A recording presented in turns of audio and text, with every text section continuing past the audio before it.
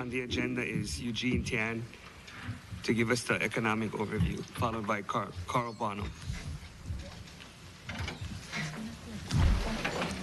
Oh, we gotta move it. Dr. Tian, is it going to be a PowerPoint? Yeah. Okay, so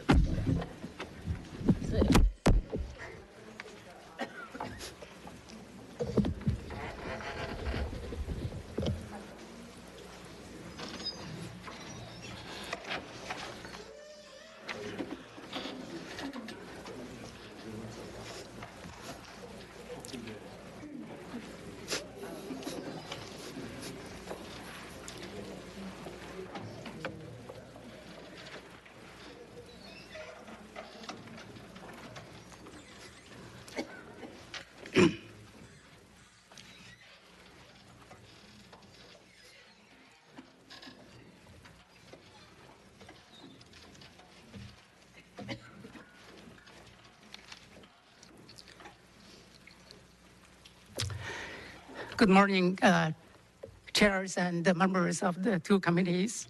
Thank you so much this year again invited me to talk about the economy. So I will first give a summary of the economy. This is a short version of my presentation. And of these 2 pages, I think everybody can go sleep. We have a lot of good signs, positive signs in the economy. So it's kind of small. The first one is we have the best labor market in the nation. And as of the first 11 months, Hawaii has the lowest unemployment rate in the nation. And also we have the record level of labor force, employment, and also the job count. All the counties now, they fully recovered from the Great Recession. So as compared with the January 2008, in terms of job count, all the counties is fully recovered. In terms of building permit, although the first 11 months we have a small increase, it's only about 0.8% in terms of total private building permit value. But compared with last year, the same period, we lost over 20%. I think is still a good news, especially in the area of residential construction. And we increased by about 12%. So in terms of building the unit authorized is over 20% increase. So that indicates that next year the construction industry will be busier, at least than this year. The real estate market performing very well, and I have a detailed slide to show that all the counties experience increase in the median home sale price. Only Kauai has a little small decrease in terms of value of sales. Schedule A seat next year is bright. In the last few years, I've never seen this increase. It's going to be 8.8%. during the next 10 years, next 10 months in 2018. That will lead, is possible next year in terms of visitor arrivals will be another record year. The Federal Tax Cut and Job Act will have positive impact in our economy. So both in terms of economic growth, as well as the state tax revenue. Most of the economies in the world had a very good year in 2017, will be having a steady growth in 2018. So in terms of economic growth, Hawaii will be still on the normal growth, although the growth rate is not going to be 2 to 3%, it may be between 1 to 2%. So those are the positive signs. There are some challenges. I think the first one is not all the economies, not all the industries are growing evenly. There are some industries are still recovering. They haven't recovered to the pre-recession level yet. Hawaii's economic growth is going to be below the nation. and we have a higher consumer inflation. Our inflation rate is likely to be 2.5%, and that will be for 2017, is going to be for the next few years. That is going to be higher than the nation. And our tax base has been relatively flat. I have a few slides to show that. So those are the challenges. Let me go through those details. This shows the quarterly GDP growth, economic growth. You can see the nation, although the growth rate is not great, like 3%, we haven't seen the 3% growth since 2004 for the nation. And for Hawaii, we did have some 3.2%. But if you look at the chart compared with the US, we have some pukas. So we actually, during the last few years, we do have some negative growth in the quarterly. So this chart shows that our economic growth, historical, and in terms of 2017 and 2018. So if you look at a 20-year average, our GDP growth is about 1.6%. And 2017-18, we are at that average. You look at the real personal income, we are even slower. The 20-year average is 2.1%. If you look at the inflation, we are at about average. Job growth, unemployment rate, we are very low. The 20-year average is 4.8%. We are now at about 2.6%. And we estimate that next year will be 2.9%. And the visitor arrivals, if you look at the 20-year, is only 1.4%. But the 2017 is going to be 4.6%. That's a record year. And 2018, we estimated about 2.3%. So the visitor arrivals, we have been forecasting below the actuals. Starting at the 2017, we forecasted 1.5%, but currently, as of the first 11 months, is at 4.7% already. Look at the world economy. 2017, almost all the countries, they had a good year, better than 2016. And going to 2018, most of the economy are still growing steadily. It's worth mentioning that the US economy is going to grow faster at 2.6%. This forecast is actually before the Tax Cut and Job Act. So with the tax cut, the US economy, I think, is going to reach close to 3%. Some details about the labor market. So it shows that the labor force is the historical level, and employment also. This shows the job count is historical level. And this shows employment rate. So we are at historical low level. I think the interesting story here, you can see that before the recession of 2009, you see all the counties, Honolulu, the red line, and the green line, they are identical. So during the recession, Honolulu County is doing much better than the neighbor island, but since 2015, the neighbor island are catching up. I think currently, all the neighbor island and Honolulu, the unemployment rate is similar, around 2%. This shows that the first 11 months, the statewide, we gained over 7,000 jobs.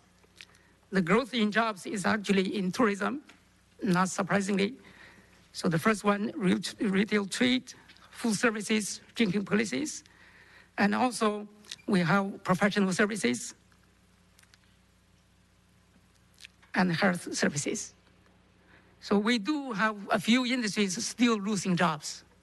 As you can see that manufacturing, construction, financial activities, wholesale, and government.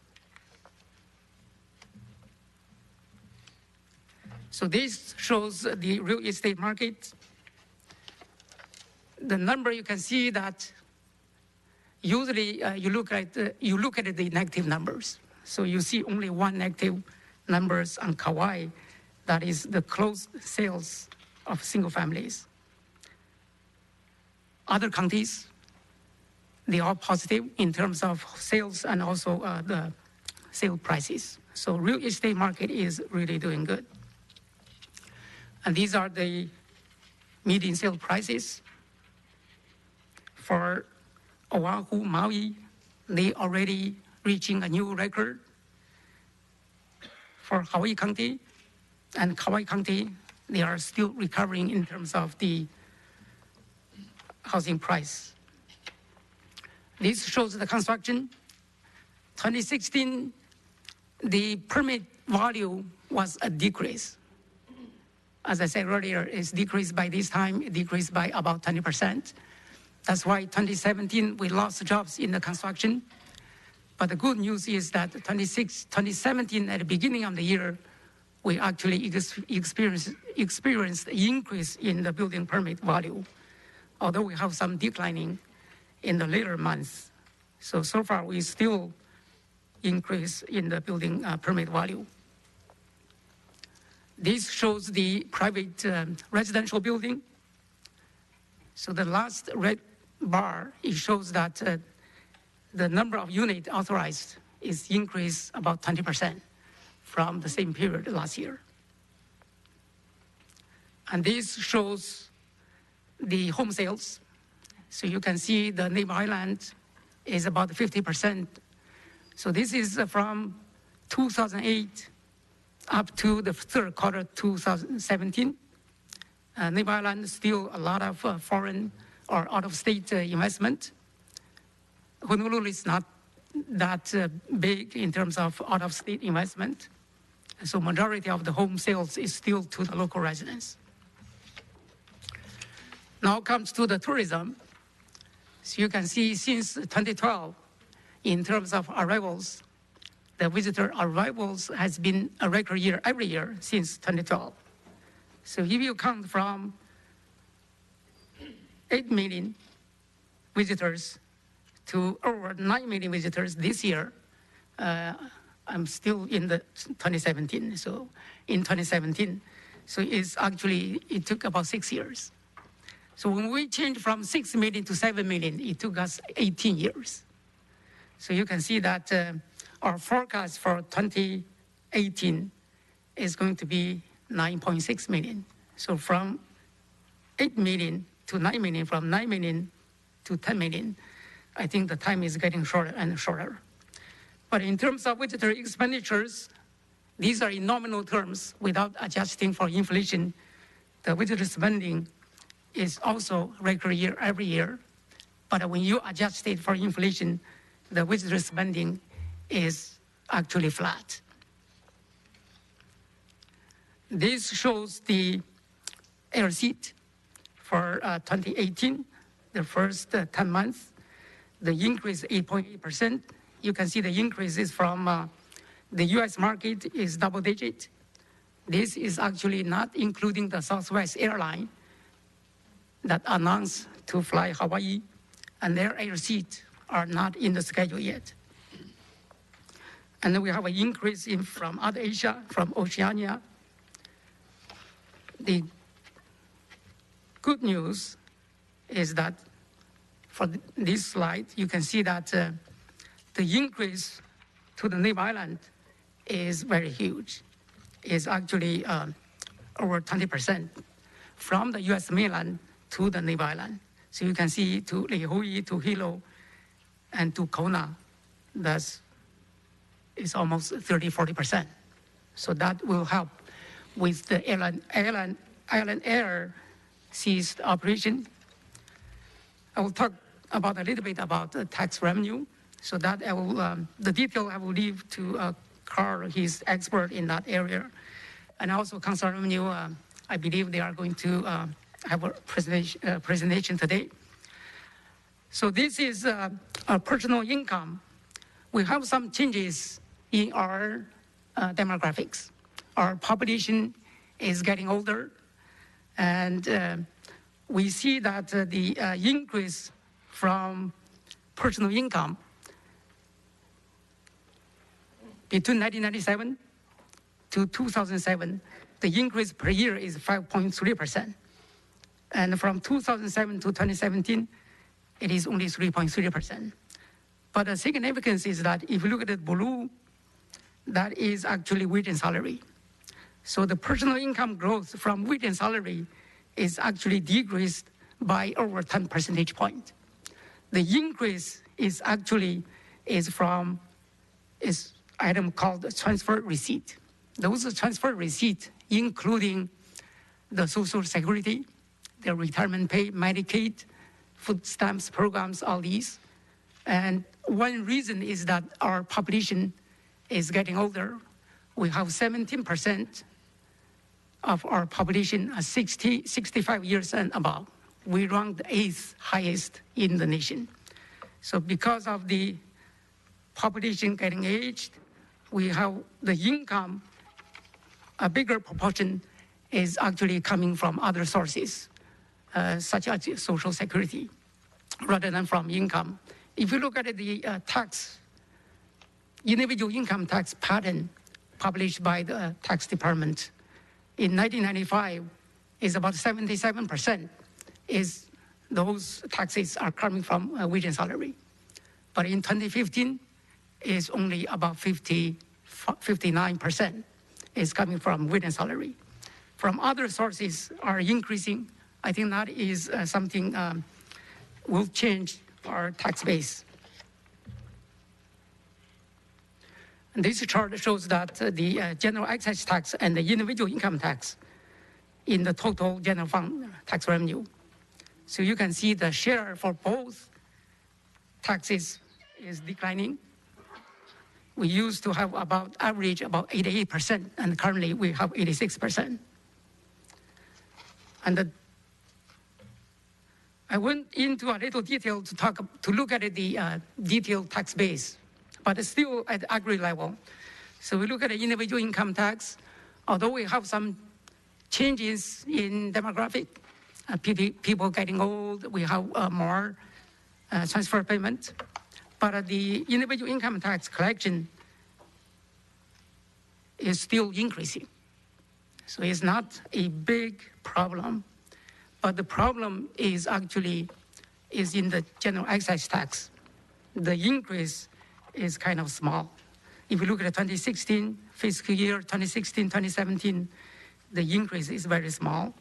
And the reason for this lagging in the GET collection, there are technical reasons, because there are some movement between the tax categories. But if we look at the tax base, I look at it from 4% and 0.5%. If we look at the tax base, there are some kind of warning in the tax base. In the last few years, the 4% is pretty much flat. But if you look at the 0.5%, it's actually declining. If you look at the details about the tax base, we have some major tax base. If you look at the first one, which is the largest in the 4% tax base. So that is over $30 billion. Retail is actually flat. And contracting, mostly construction, we have seen the increase in 2015 and 2016, actually fiscal year 2016. The services, hotels is increasing, so the retailing is kind of flat. I think the main reason for that flatness is the visitor spending on shopping is actually flat. We see visitor arrivals is a record year every year since 2012. We see the nominal visitor spending increase, but the increase is happening elsewhere rather than in retail. It's mostly in the hotels. Then we look at the 0.5% tax. Is actually, if you look at it, the producing is kind of declining, but most of the others are a kind of flat. So, which means the 4% or 0.5%, the tax base is not actually increasing. I think that's all the slides I have. And lastly, I do want to say a few words about the federal Tax Cut and the Job Act.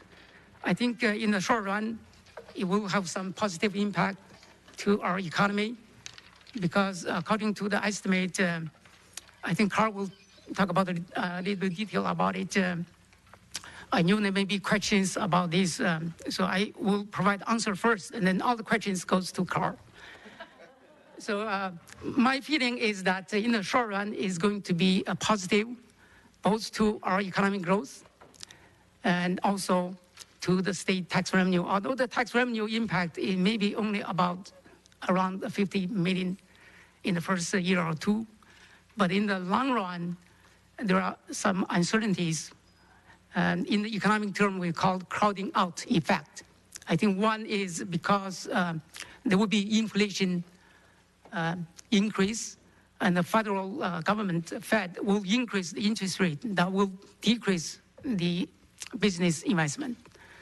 And also, at the same time, when the federal revenue decrease, they will impact the transfer receipt. So you see that we have a bigger proportion in the personal income growth is called transfer receipt. That's most, I think among the item, there is Medicare, Medicaid, so especially the Medicaid. I think in the state we have about 250,000 people receive Medicaid.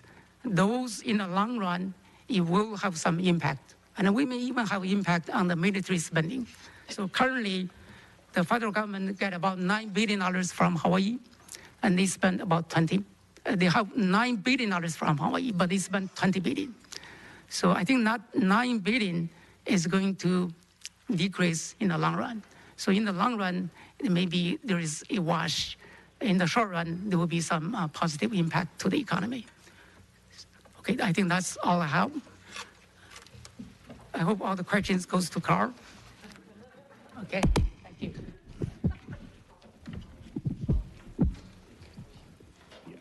Yeah. Carl, you have a PowerPoint, right? Yeah.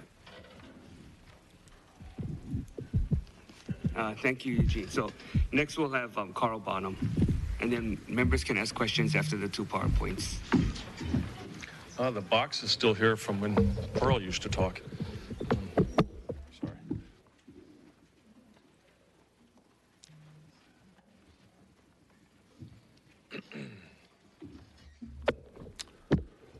Happy New Year's. Thanks for inviting me. The numbers and the discussion that I'm going to have here comes from the fourth quarter report that you all received mid-December. I'm going to talk a little bit more about the national economy than usual because of the uncertainty around.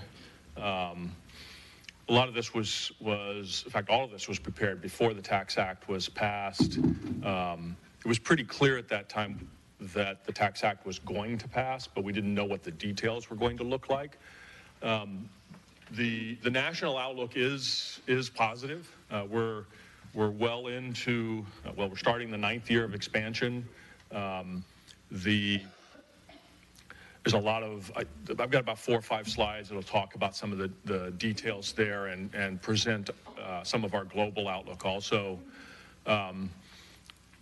Of course, following Eugene, you've already seen all these things, so I'll try not to belabor some of them, but another record year for visitor arrivals. We've all been under forecasting visitor growth, mostly because we don't really have a clue how many vacation rentals are in the market and what the actual capacity is. So, you know, we keep looking at things like occupancy rates and saying, gosh, we look full, but we keep adding visitors at record levels. But as Eugene pointed out, not record levels for real visitor spending. I'll talk a little bit about the housing situation as an opportunity. We keep calling it a crisis, which It is, but we probably ought to behave like it's a crisis, and then it becomes an opportunity. All kinds of risks, and when economists talk about risks, they don't necessarily mean bad things. Risks can go either way, and so, if we were to see out of the federal government a very significant infrastructure spending plan next year, that would create both the risk of much faster growth, but it would also create the risk of something Eugene alluded to, which is potentially more rapid inflation and higher interest rates. And one of the risks that we face is basically an entirely new Fed. There's a very good likelihood we'll see 3 or 4 more appointments to the Federal Reserve. And I would say one of our most significant risks to ending this 8-year expansion is going to come from the behavior of the Federal Reserve. So just to get right down into the numbers. So the U.S. real GDP growth, on again, off again, averaging in the 2% range since 2010, just a little bit above 2%. We think we're going to end 2017 at about 2.2, and we're probably going to see about 2.5% growth in 2018 from the U.S. economy.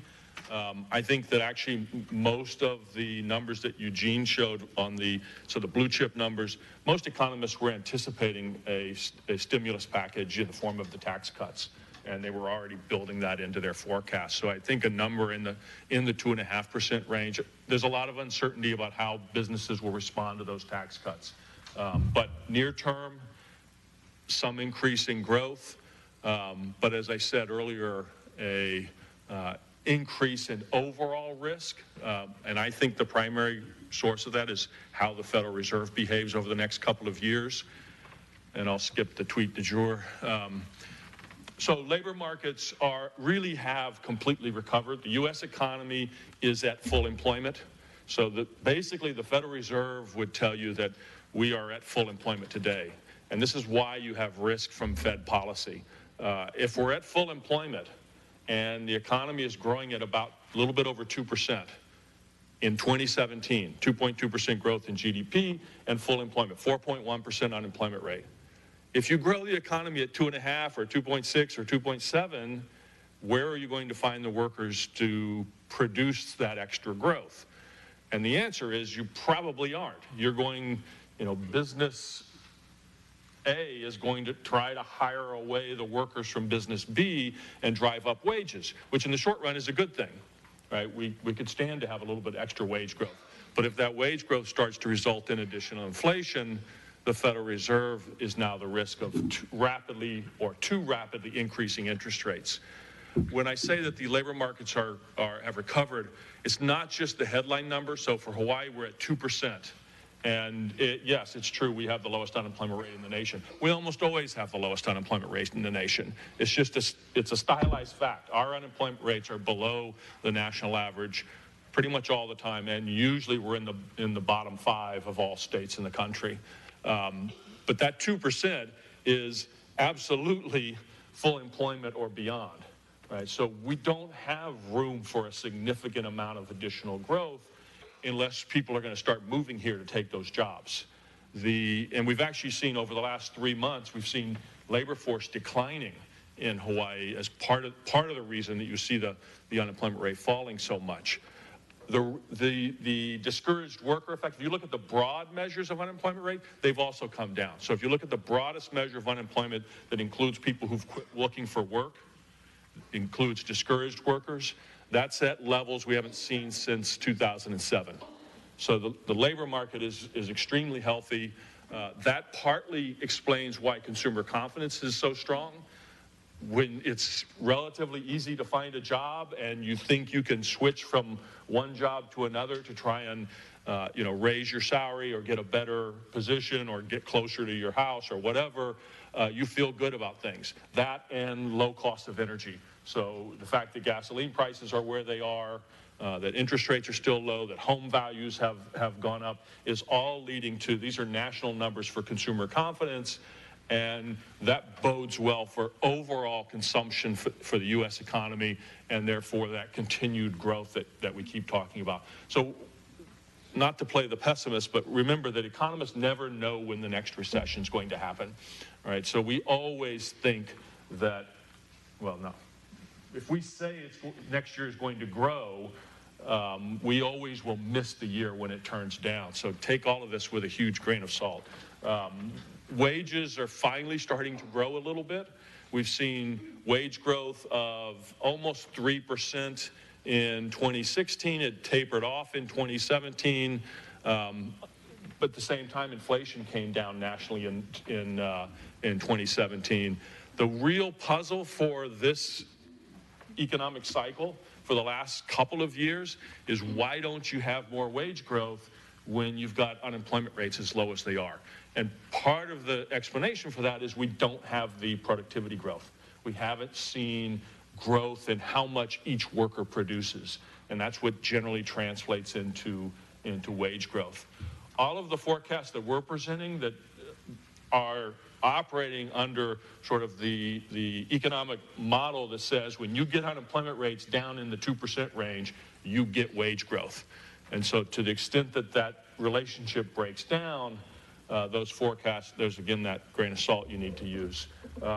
So wage growth has been positive over the last year or so. The relatively low inflation rates, so we're talking about inflation rates for most of 2017. These are just two different measures of inflation.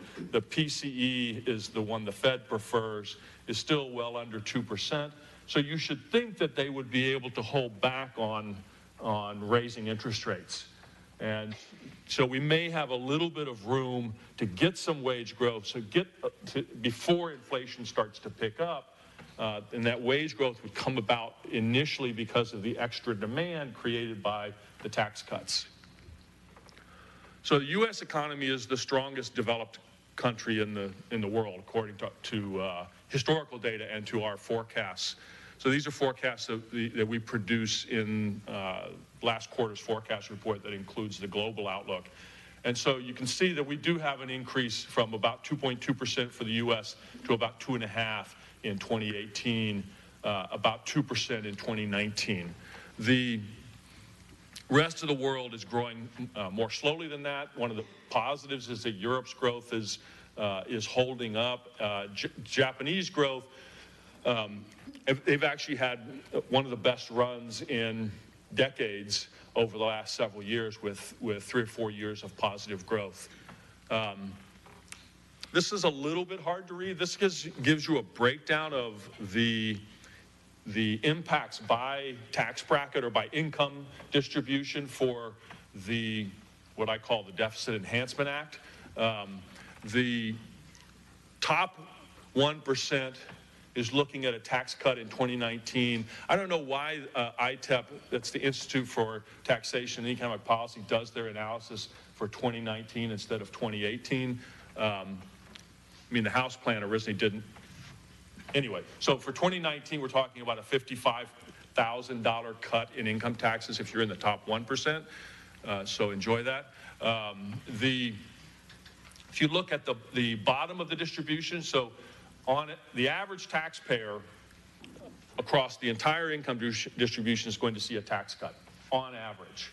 Okay, the problem is more of a medium to long-term issue, which is as you go out and as the personal income tax cuts go away, and as you get slower and slower inflation adjustments because of the change to the deflator, you actually get that by 2027, the bottom 60% of all income, the income distribution sees the tax increase. So we switch from what are $800 and $400 tax cuts at the bottom of the distribution to $200 tax increases at the bottom of the distribution. And so the real question is whether or not this particular tax plan was overall a good thing for the U.S. economy. And by the estimates of, actually I think it's on the next slide. So what are the issues at play? And the big thing is that we're talking about very different effects for people in different income brackets. And even people with exactly the same income, how you earn that income makes a huge difference. So you and I could have exactly the same income, and if I set myself up as a Schedule C, as a pass-through entity, right, then I could have a much different tax bill than you. You're a laborer, I'm a consultant, and we both earn exactly the same income, but my taxes are much lower than that. So you can have some very significant distributional effects. So for example, in 2019, 53,000 Hawaii taxpayers will see a tax increase. By 2027, it's almost 200,000 will see a tax increase.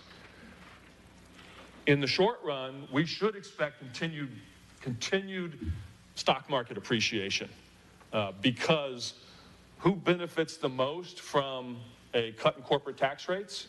Stockholders, the people who already own the stocks, right? So after-tax corporate profits go up, and that drives up stock prices. So I'll go out on a limb and predict another 5 or 6 or 7% increase in stock prices for next year, or for this year, excuse me.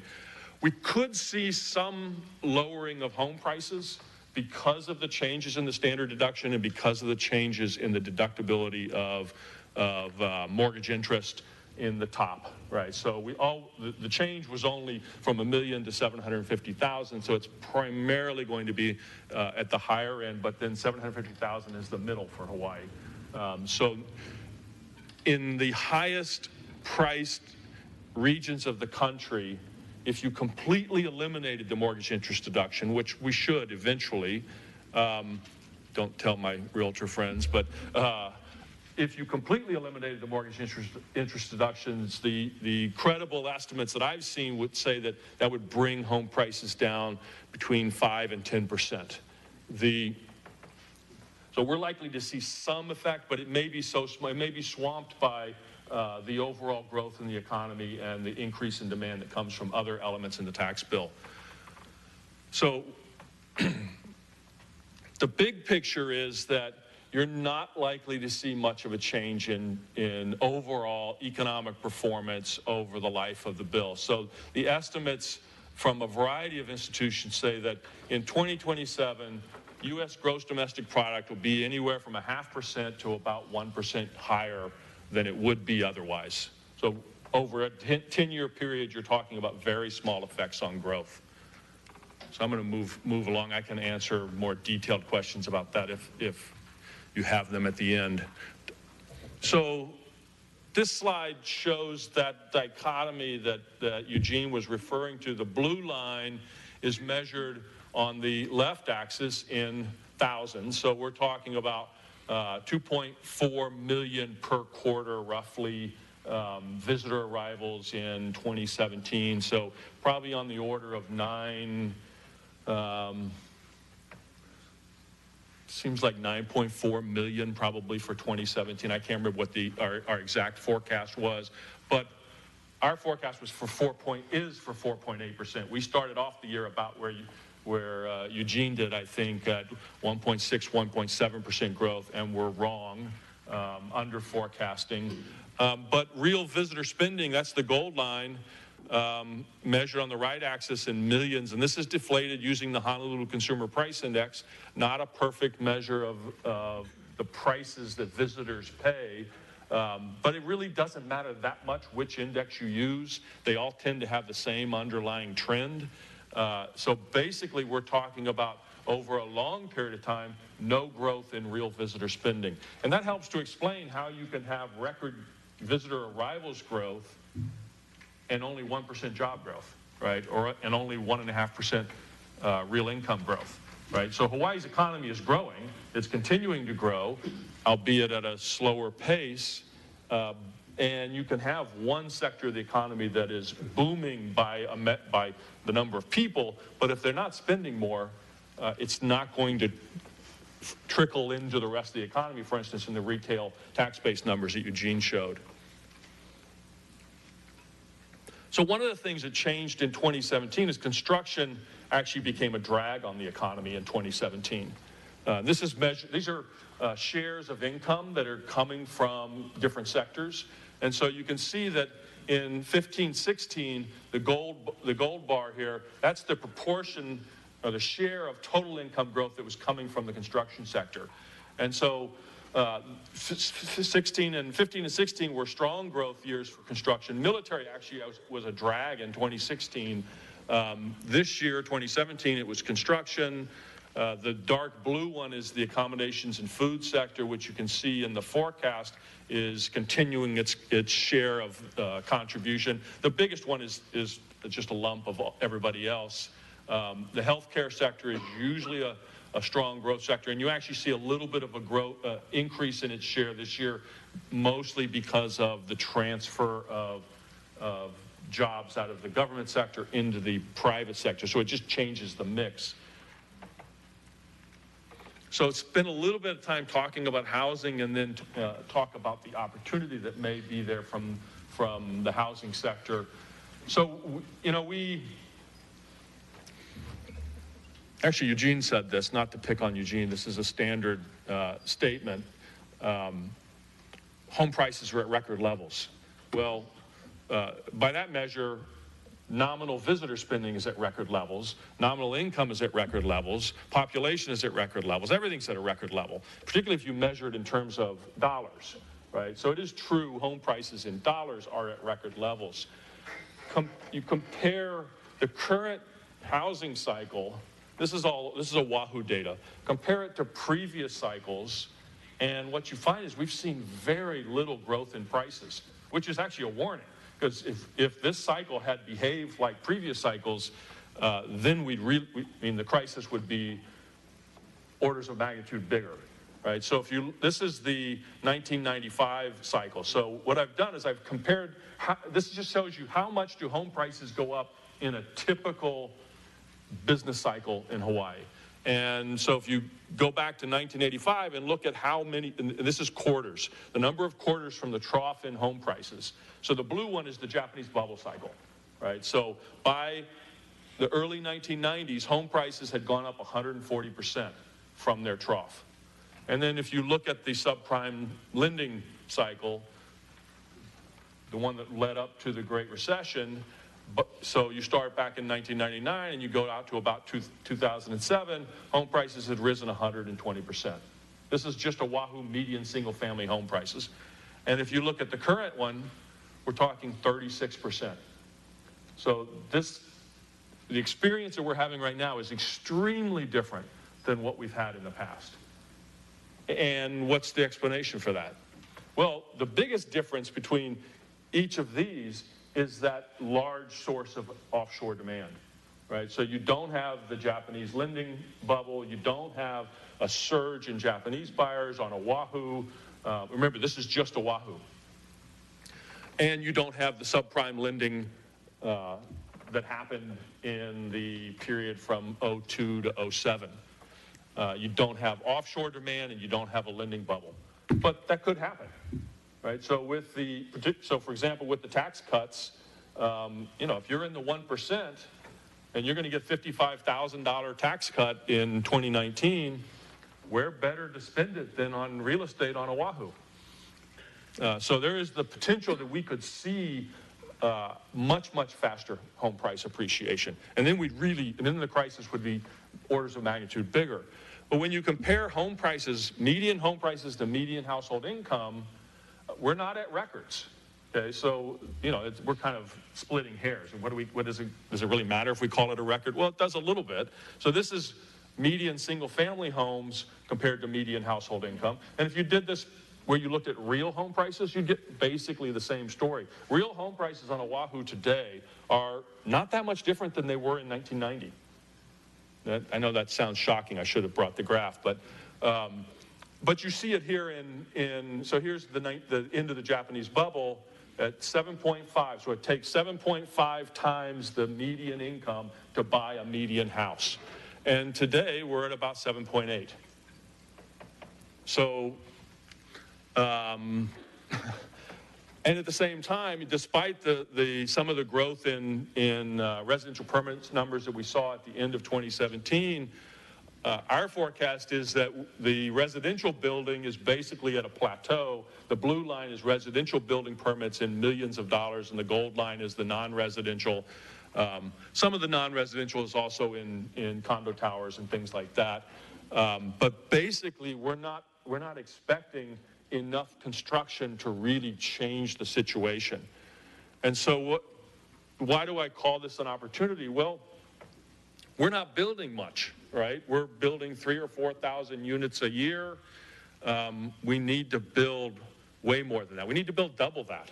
And what would that do? So this just shows you one of the primary things that's happened over the last 4 or 5 years is the neighbor islands really haven't built much. That's beginning to change a little bit. Oahu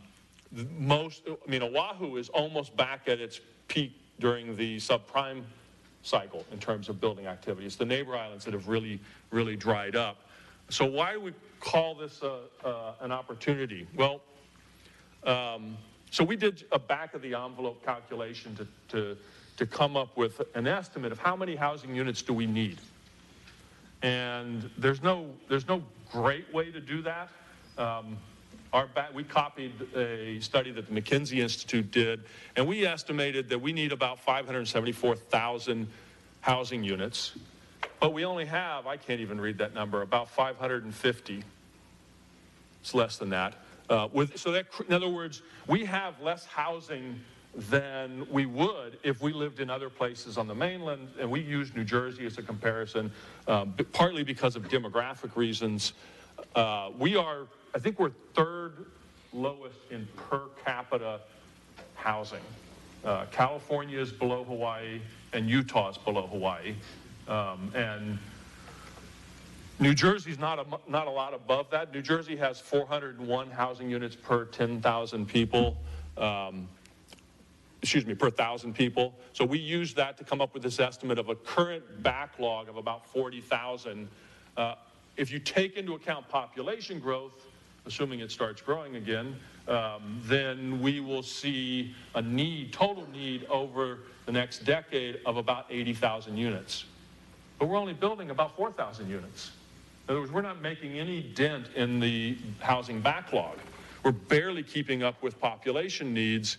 What if we built those units? What if we closed the gap and we built all the units that we need to have the same number of housing units as in New Jersey? Not the same number as the average state in the country, but 401 housing units per 1,000 people. So if we built an additional 33,000 housing units by 2025, by our estimates, GSP would average about 0.5% faster growth per year over that time period.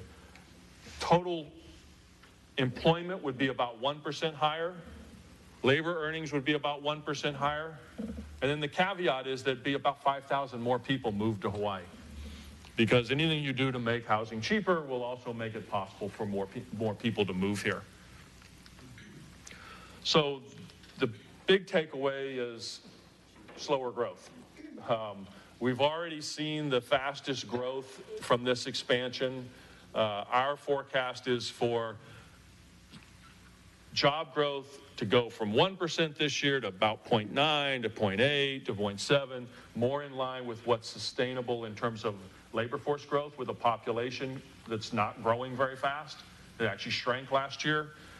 And we have a little bit of faster income growth under the assumption that wages will actually start to pick up because you've got such a low unemployment rate. I can come back to these distributional, this is Hawaii's effect from, actually I'll talk about it briefly. These are the effects of the Deficit Enhancement Act on Hawaii taxpayers. So initially, we're still looking at net positive, right? So on average, the average person gets a tax cut. And if you look at the middle of the income distribution, you're talking about a little bit less than $1,000. Which is good. Those people will go out and spend it because they need to. You go down the road to 2027, assuming that the tax cuts don't get extended, then you're talking about pretty much everybody except the very top. So unless you're in the top 5% by 2027, you see a tax increase. Mahalo.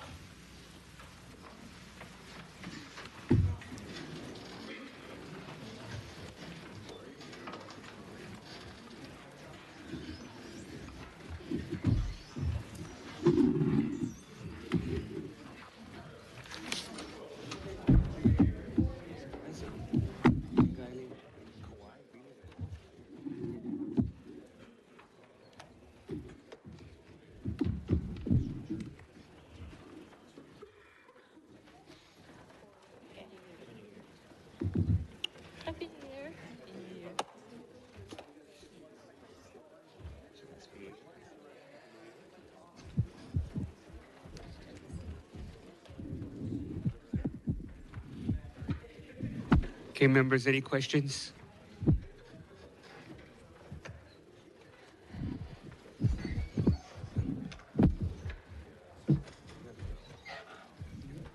Any questions from the Senate?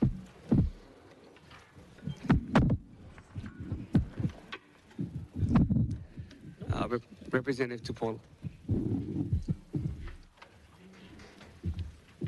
Test, test. Thank you, Chair. I have a few questions for Dr. Bonham, please. Thank you.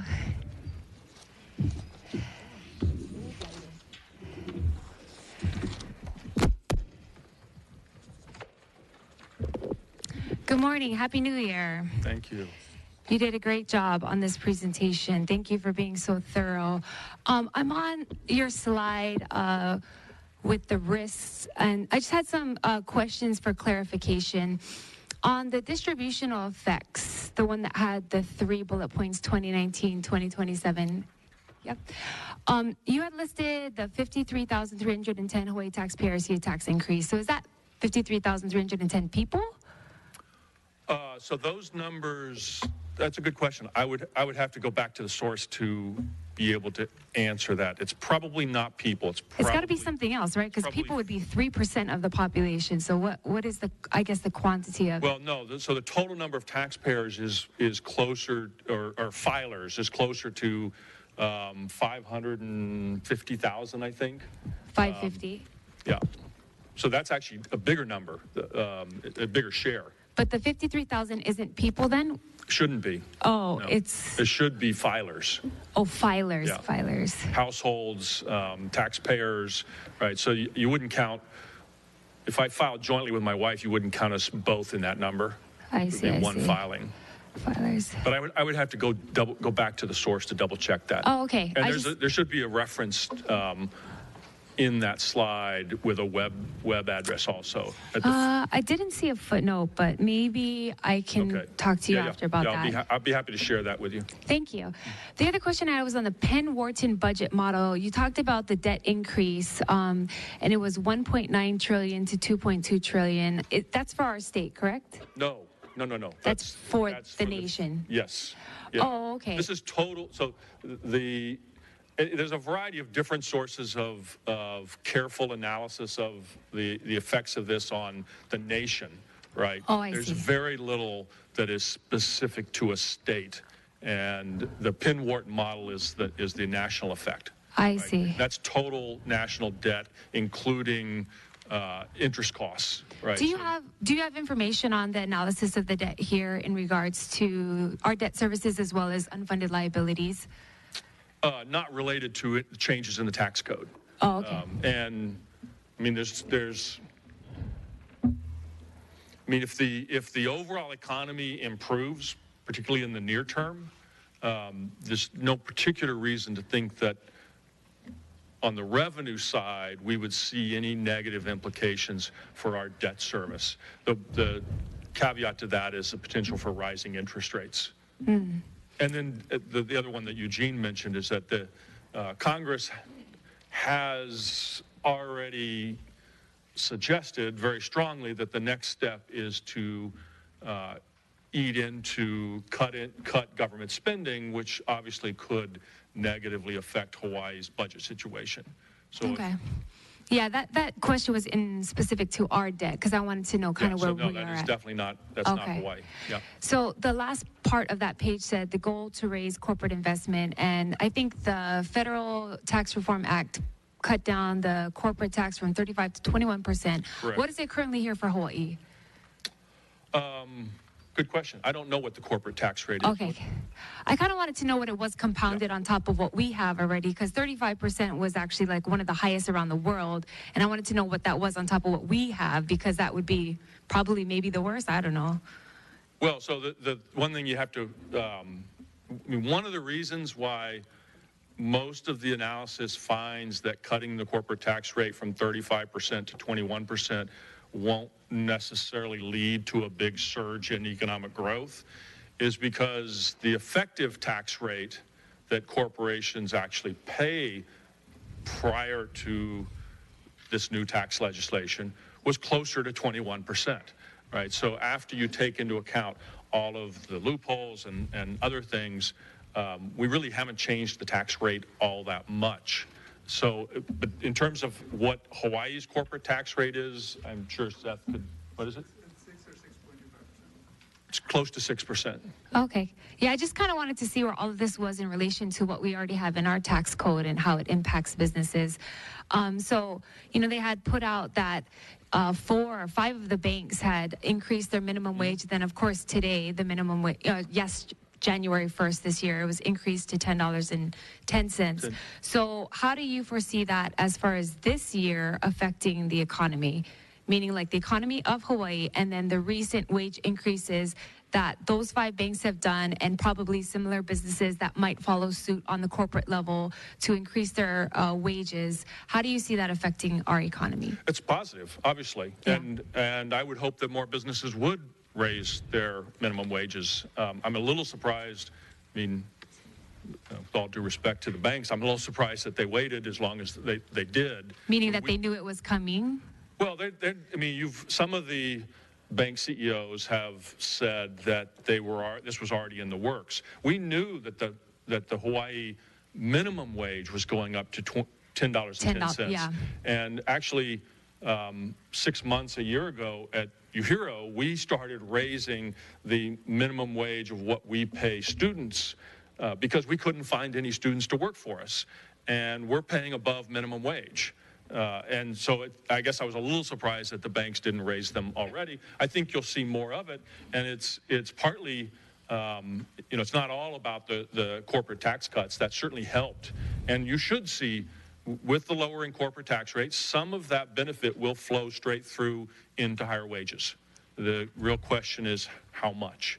And so that is a positive for Hawaii's economy.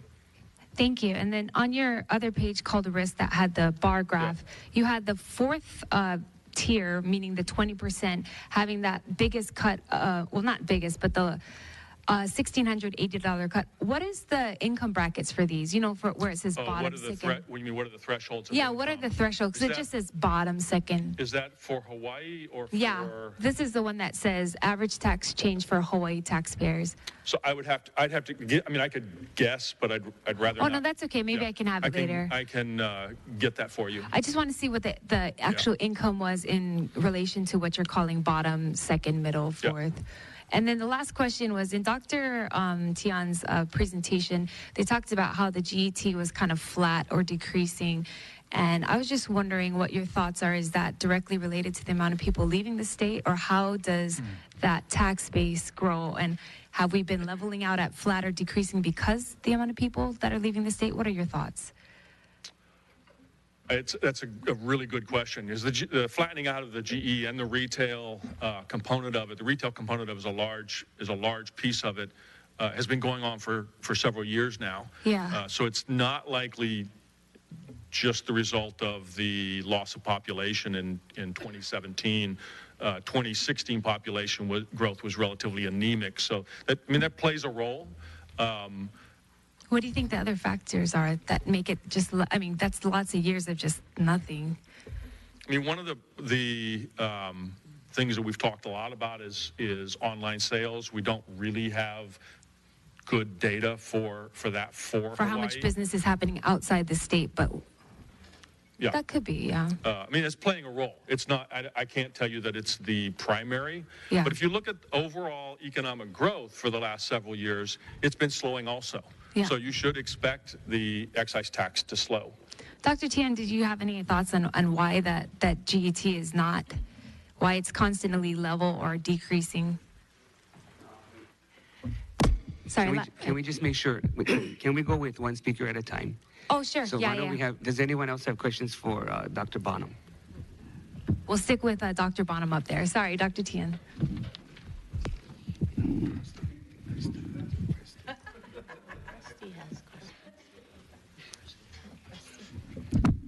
Representative Lopresti. Thank you, Chair. Yeah, I had a question about the visitor arrival versus real visitor spending graph that you had. So, I see the divergence. I see those numbers between real visitor spending and visitor arrivals really moving away from each other around 2011 about.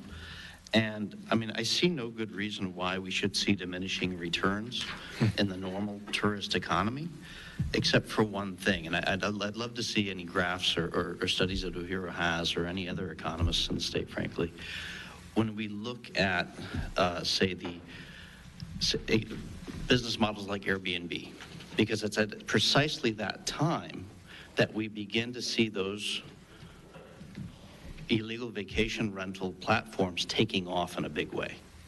And so that, to me, logically, rationally makes sense that you're going to see increased opportunities for visitors to come and spend less money, right?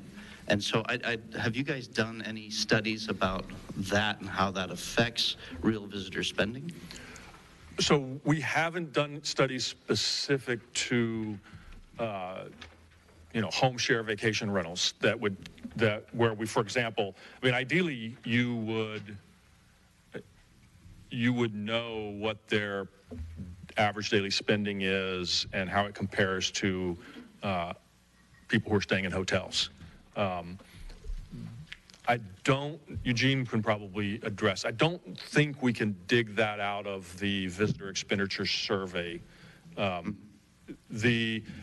guess I would be careful about trying to sort of lay this all at the feet of home shares, right? I mean, because if you, with a different time interval, you might say, gosh, that wedge between arrivals and spending really grew in, between 1990 and 2000, as opposed to what looks like it all happening right around the advent of Airbnb. I have no doubt that it's playing a role, right? I mean, you're talking about a different mix of visitors that may be a lower spending visitor, but we have also had that capability through rentals in condos that are in resort areas that say are legal, but alternative ways of visiting Hawaii. And then with a repeat visitor that's been here 20 times over the last 20 years, right? That's a different, I mean, there's a reason Walmart located right across from Ala Moana, right? Because, the Canadian visitor that's staying in a condo that's been here 20 years in a row wants to shop. They don't want to shop, on Kalakaua Avenue. Sure. And so if you look at the per person per day spending, it's not there, right? So there are clearly changing preferences and changing patterns. Well, I certainly think it would be extremely valuable to the state economy for you guys to maybe look at that a little bit deeper, and when you get up, if you could speak to that issue as well. I'm just trying to think of what's really changed in the economy in a big way in the tourism industry, and that certainly stands out to me. So thank you for that, and I look forward to maybe continuing that discussion. Thanks, Chair.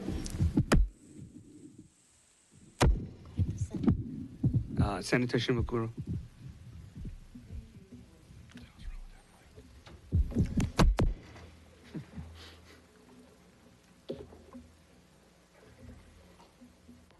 Thank you. Okay. Thank you very much, Professor Bonham, for that. I had questions about, you said that the new federal tax law will have negative impacts on everyone except the very rich in about 10 years. And could you explain why is that? Further details on that? Well, primarily because the personal income tax cuts go away. Okay, because current law says that the personal income tax rates will, the personal income tax cuts will go away, and then the other reason is that they changed how income tax brackets are adjusted for inflation, so that in essence those income tax brackets will change more slowly than overall income. If your income grows at the rate of, say, the consumer price index, but your brackets are adjusted more slowly than that, then you get pushed into higher brackets. But the primary is that the tax cuts are, under current law, going to expire. And the other question is, you said it was a deficit enhancement, I think. So these new federal tax laws are going to make our deficit worse. And why is that? Because they're not going to pay for themselves, right? I mean, the tax cuts reduce tax revenue, and all of the credible analysis of this tax bill, whether it's the Joint Center on Taxation or the Tax Policy Center at Brookings or the Penn Wharton folks, find that you end up with higher deficits and more debt. Because I would assume that the theory behind it was that they'll make these cuts so that then the economy might grow and it might improve the deficit. But despite all this data, they still went ahead and passed these laws, this tax bill. I mean, were there people out there saying that it was going to help the economy somehow or help the deficit? Oh, sure. The administration made that claim.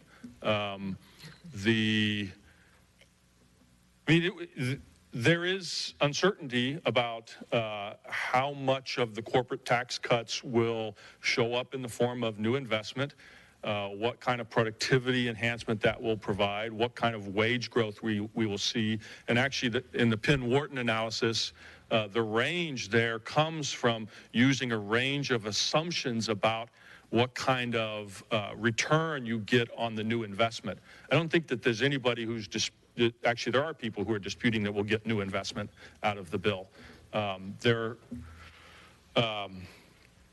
There's enough credible research that says that these tax cuts will have very modest growth effects, that the deficit increases and the additional interest costs are pretty clear. Okay, thank you so much. Okay, we're going to call on Representative Kobayashi, followed by Senator Kahele, followed by Representative Todd, followed by Senator Revere. So, Representative Kobayashi. Thank you. You had a slide about if 33,000 more homes were built, there would be 5,000 more in migrants. That would be 5,000 per year. No, total. 5,000 total. Yeah. Okay. And that is assuming that we continue with 2% or close to 2% unemployment? Good question. No, I can't tell you. So basically, the way that I came up with these numbers is we run our forecast models, and it gives us projections out into the future. That model wouldn't say today that the unemployment rate is going to stay at 2%. In fact, our forecast for all of next year, I think, is 2.3% for unemployment, and then the unemployment rate begins to creep up. Still, it's a low unemployment out into the future. So essentially what's happening is that if you build those extra housing units, it slows the rate of growth of home prices and slows rents. And with still a relatively tight labor market, it makes it easier for people to move to Hawaii instead of move away from Hawaii. Okay, so... I mean, those 5,000 people could be our children. It assumes that there would be relatively low unemployment. I would have to go back and double check what the, see, that goes out to 2025. So yes, short answer is yes. And that would sort of concurrently sort of mean that there would be continued increase in visitor arrivals, and simply because visitor arrivals would be linked to jobs in the tourism industry, our biggest industry. So that is correct. But when you get out to the 2020, between 2020 and 2025, the growth rates that we have in tourism are maybe 0.5%. They're quite low. Okay, so let me give you two scenarios now. One scenario, What would happen if 33,000 homes were not built? Well, so that's essentially our baseline forecast. In other words, what we're doing is we're saying if we need 80,000 homes between now and 2025, Yeah. and our baseline forecast, and unfortunately that's from about 8-9 months ago, I didn't update it, was that we would only build about 40,000 homes over the next decade. Right. That may be optimistic. So in order to get the additional, so if we don't, then it's sort of business as usual, right? Slow. So there would be fewer immigrants? Yes. Okay. Second, what if Maybe even out migration. Right? even out migration? Okay.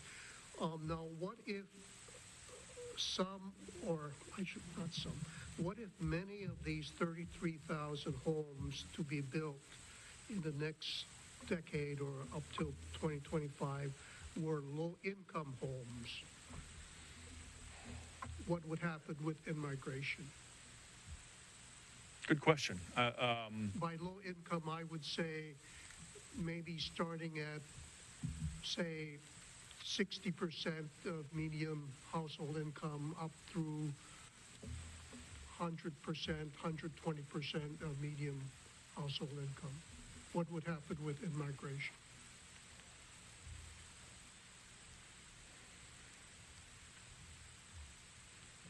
So I didn't look at that particular question, and actually our models aren't designed to be able to answer that question. But your It's model is based I understand on what you're. the homes that are being built are regular market price homes. That's correct. They're Yeah. typical homes. And So what if they were not? if they were much lower priced homes, there would be a couple of things that would happen. Obviously, you're less likely to have in-migrants who are looking to move here to work a minimum wage job and struggle to find housing. There's a caveat to that. So when you don't build market priced homes, you essentially foreclose one of the primary ways that you get affordable housing, which is through what's called filtering.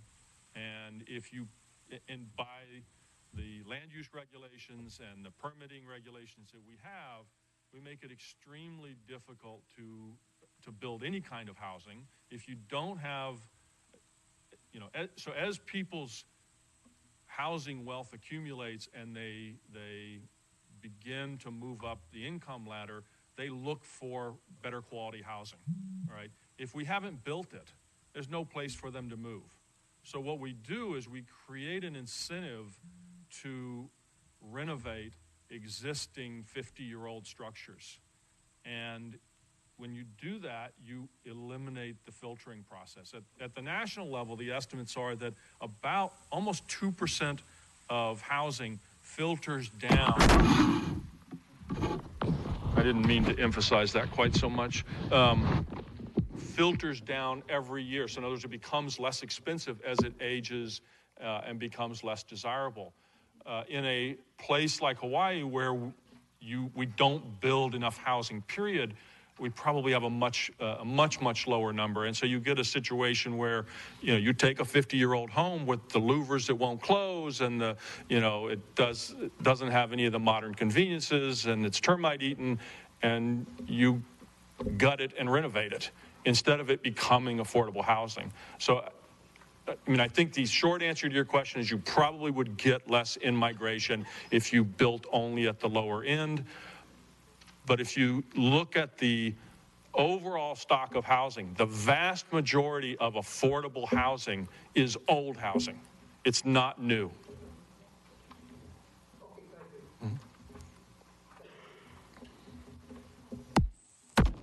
Senator Kahele.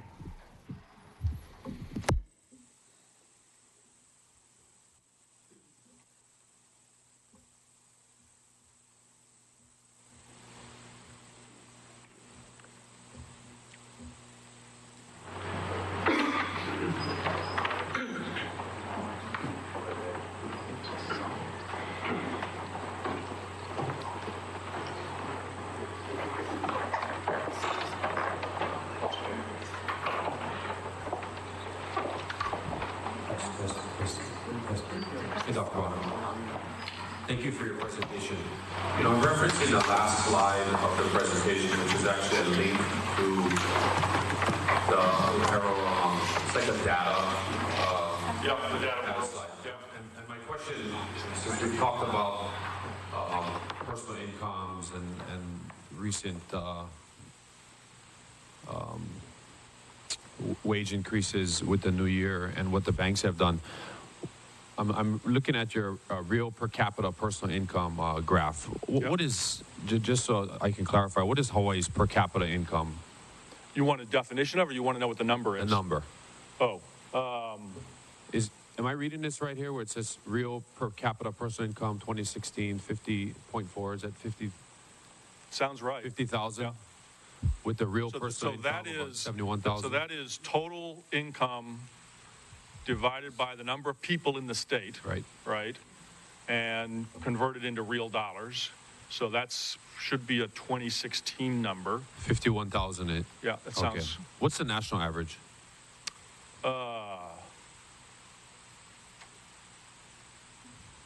So I'm going to wager a guess. I mean, I don't know the number off the top of my head. I would say it's probably 45,000. The number may be in our in the data portal as well, in the external conditions section, but I'm not sure. I'd be happy to. I'll send you the data. Okay, and I'm just getting at, you know, how expensive. We've talked about real core expenses of living in Hawaii: housing, food, energy, gas, and what do you have any suggestions? You know, we've talked about the price of paradise and how much it costs to live here. Do you have any suggestions on addressing that high cost of living? Broad policy initiatives that you know, we may find useful that could you know, affect Hawaii's the entire economy, but mostly our lower income families. Well, I mean, the primary, there's a number of things, and some of them you addressed last year. So you introduced a earned income tax credit last year. I would make it refundable. That's not so much about cost of living as it is about support. I know that there are budget implications of doing that. Housing is number one, producing more housing of all kinds. You know, not just luxury, not just lower income, the entire distribution.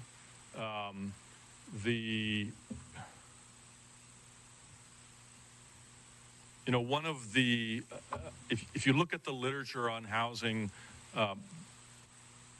largely income support, so voucher systems tend to be more efficient and more effective. I mean, if you give somebody $1,000 to decide what they want to do with it, they won't necessarily go out and rent that brand new affordable rental that you just built, because maybe it's in the wrong place or it's more housing than they want, and they can do much better, you know, in the neighborhood they're already in a much lower quality unit. So the efficiency of vouchers is fairly widely supported in the housing economics literature. I mean, the other thing is things that address overall costs for lower income households. The earning up tax credit is a really good step. You know, we continue to tax things that are necessities, and you know, I don't want to get into the nitty gritty of the tax code. That's the job of the Tax Review Commission, and I don't know if they're going to have any recommendations in that regard. But I would pay careful attention to that. That's interesting you brought that up, because that was going to be my last question. You know, every year we look at the GE tax, and it's a tax that, you know, for businesses, taxes every transaction at every step, right? Other states have converted to not taxing prescription medication or food, but in order for us to match the general excise tax that is generated from the state, which I think Mr. Tian showed us is about $3 billion, we would have to obviously increase that sales tax to be a true tax. In some other states, you know, they're at 9, 10, 11%. So So there's real disadvantages to starting to play with, what gets taxed and what doesn't. The beauty of the general excise tax is that it applies to everything, and so it doesn't distort decision making across different categories. That's also a challenge for it in regards to regressivity, but there are other ways through tax credits to help try and offset that. And I think the preferred way would probably be to try and address regressivity through tax credits rather than changing the base and what's taxed. Thank you, Dr. Bonham. Thank you, Chair. Representative Todd. Aloha. Aloha. Thank you for being here today. So my degree is in economics, and I love looking at graphs. So this is a really good time, by the way. So when we talk about visitor spending, per visitor, and we talk about how it's been relatively, lackluster, I guess.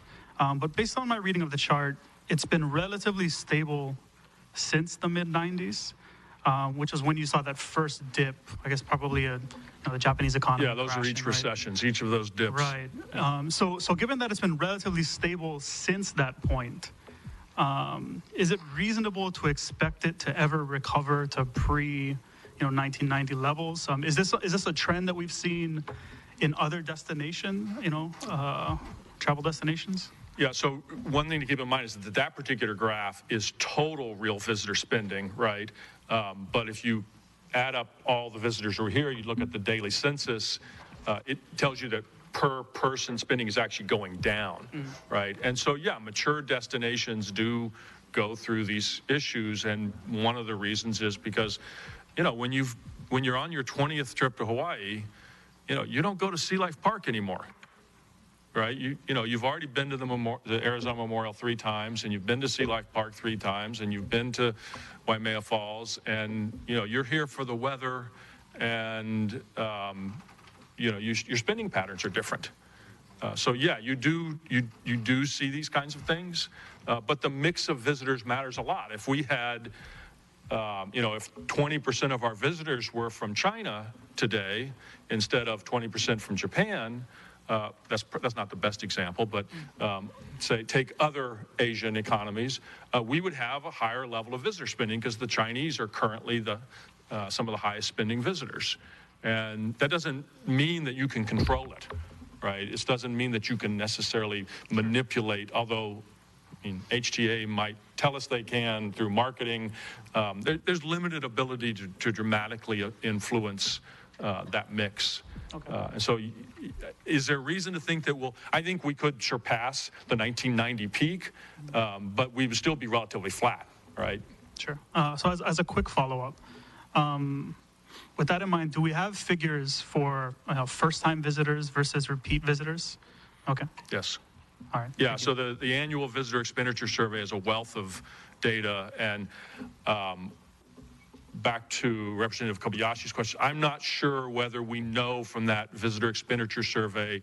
I think we should. We should know how much spending is occurring by people who are staying in non-traditional vacation rentals. So that data should exist. And Eugene keeps nodding his head, so it does. So by category how much and really what they're spending money on. Thank you.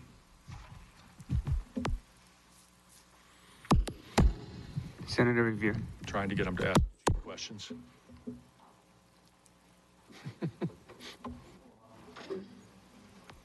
Good morning.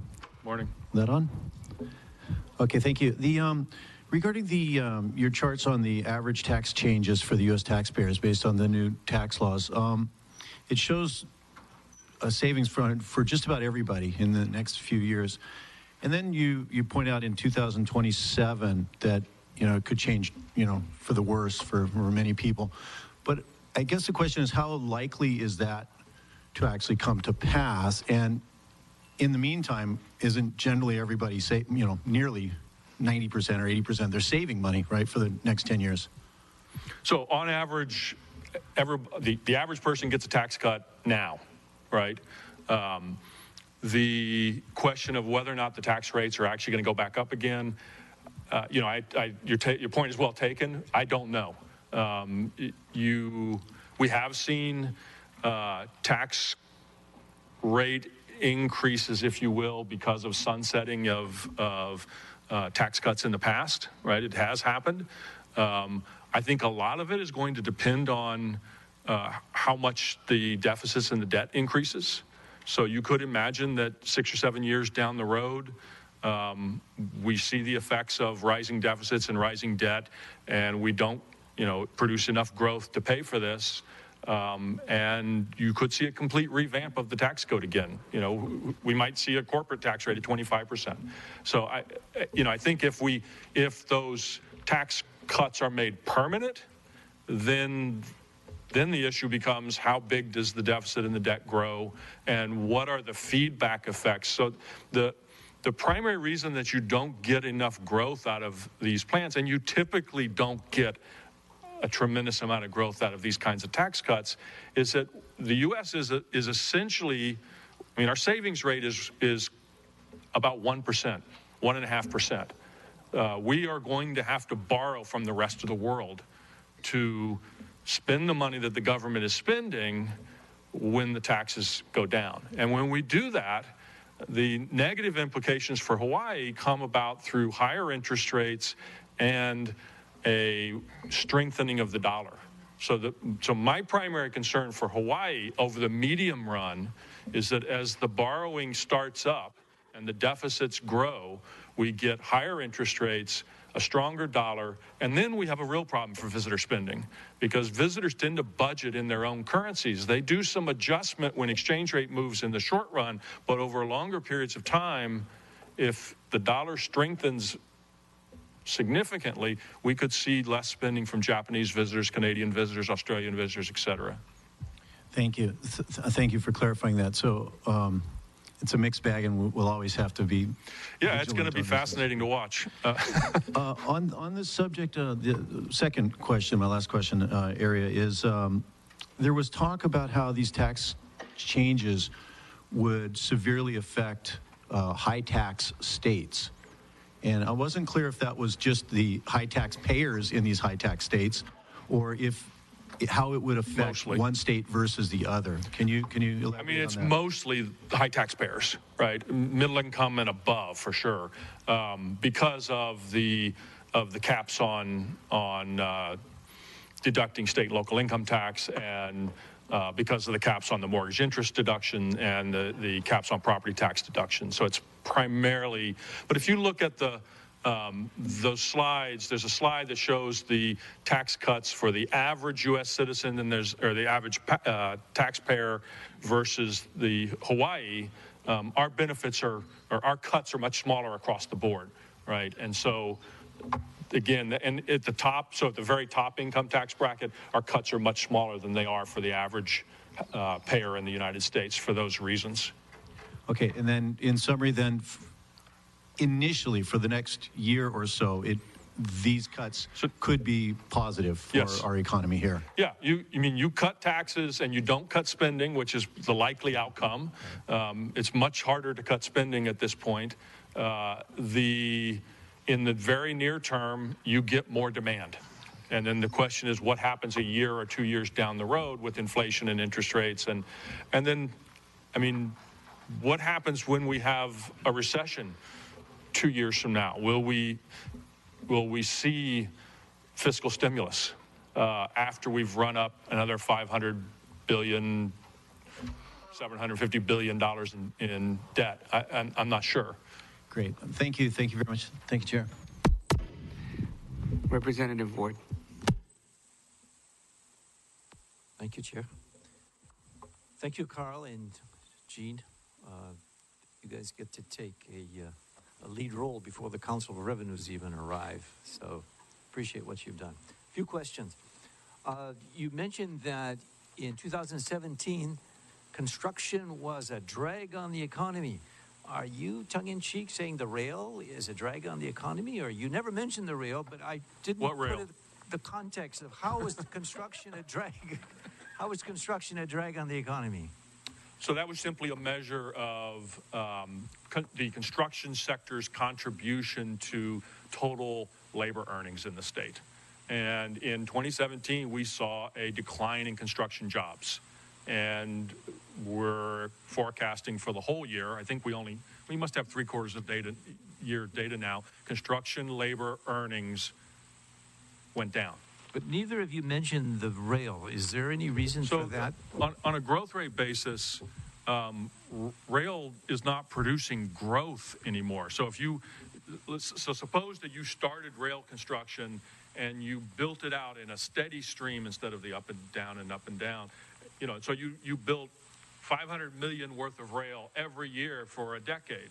After the first year, there's no additional growth. It's just stabilizing, right? So the reason that we're seeing these swings where you have really strong growth in 15 and 16 and then a down year in 2017 is mostly a story about Kaka'ako, as well as some of the redevelopment in Ala Moana and Waikiki being concentrated in 15, 16 and then ending in 2017, right? And so if you think about just a simple measure, look at the number of cranes that are in you look out your window, how many cranes do you see? There's fewer now than there were 2 years ago. And so some of those workers are on the bench and their incomes have gone down. Second question, do you believe in the Laffer curve?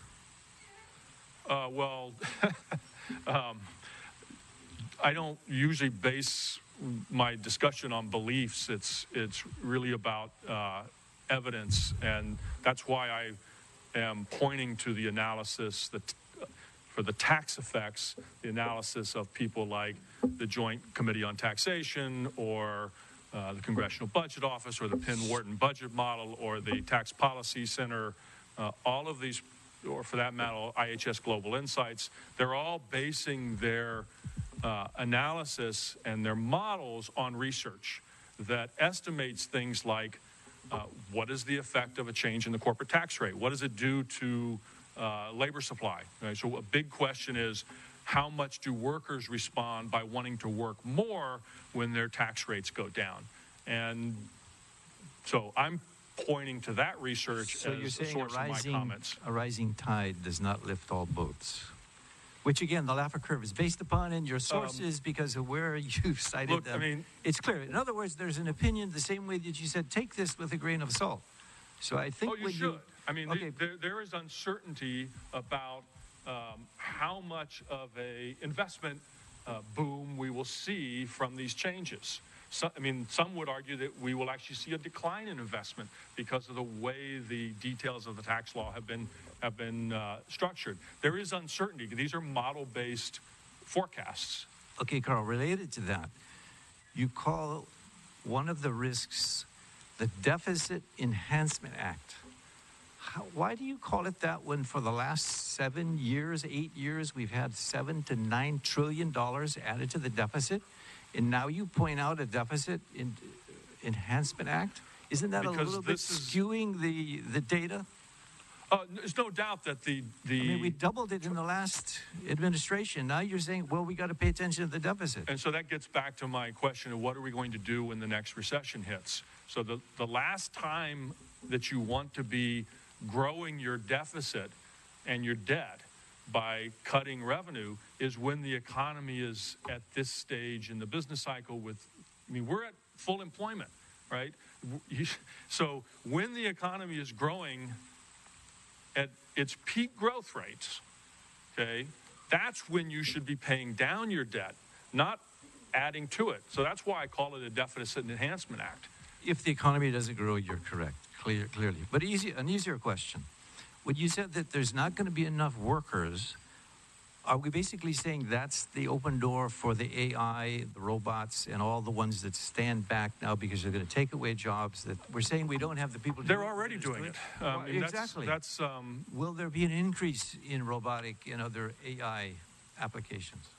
Well, there are reasons to think that's true, and we're certainly seeing that in mostly in manufacturing. I would argue that we can call it the Tax Reform Act if you like, but it really isn't tax reform.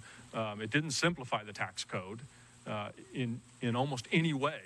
And so if the implications of this legislation, I would argue, is going to make manufacturing worse over the next decade.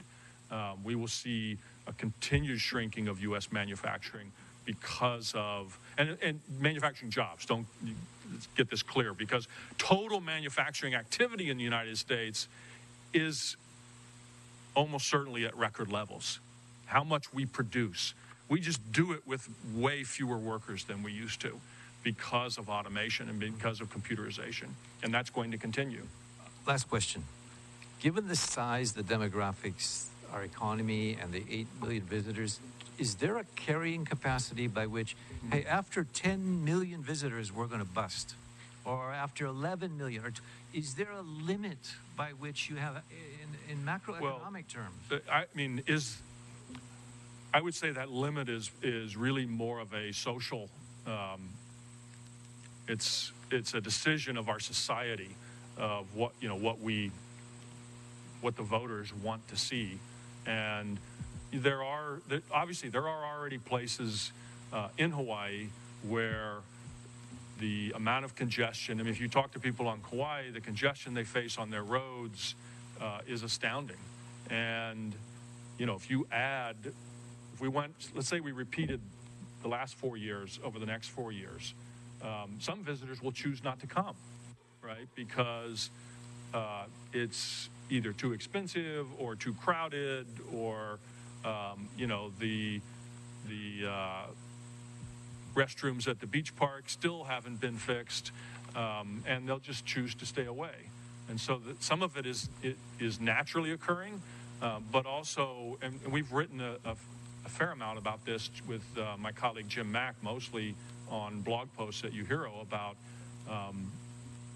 the effects of vacation rentals and the effects of too many tourists. And around the world, you are seeing pushback in major tourist destinations where the residents are saying that's too many. So the ball is in our court. So absolutely. We have to decide what kind of a economy, what kind of a society we want. Carl, thank you very much. Cheers. Thank you. Representative Cachola.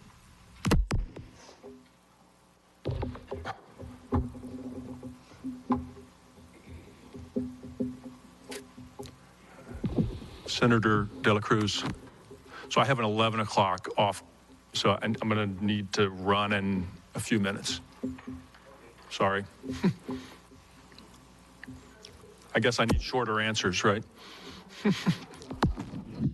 I think shorter questions would be better. Okay. It's my turn. There's not enough affordable housing. Taxes, fees are going up. Will we be seeing increase in homelessness? Oh, good question. Obviously the availability of housing plays a role in homelessness, but it's not the only, it's not the only piece of it. Well, we might have all those increases in taxes, pass it on to renters. Well, the changes in taxes that I was referring to are quite a ways down the road. I'm not aware of increases in taxes in Hawaii in the next year or so that are going to show up in the cost of rental housing. The data that I've looked at on rents for the last year or so have actually shown it's slowing down and even some declines in 2016, 2017. So if our rental costs keep going up, surely that will play some role in increasing homelessness because of how easy it is to become homeless, right? If your rent is so expensive that you're just barely getting by, programs that help to keep people in housing and programs that help people with first month down payment and so on that I know are being worked on play a role, and rising rents has some role there, but there are also health issues and general short answer. My second question regards to online shopping.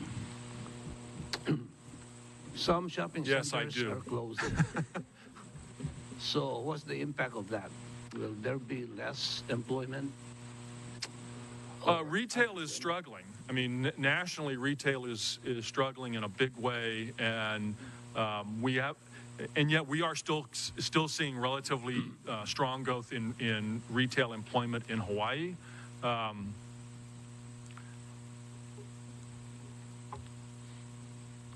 The overall retail employment is not going to be your primary source of growth going forward.